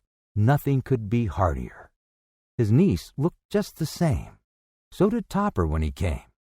So did the plump sister when she came. So did everyone when they came. Wonderful party, wonderful games, wonderful unanimity, wonderful happiness. He was early at the office next morning. Oh, he was early there. If he could only be there first and catch Bob Cratchit coming late. That was the thing he had set his heart upon. And he did it. Yes, he did. The clock struck 9.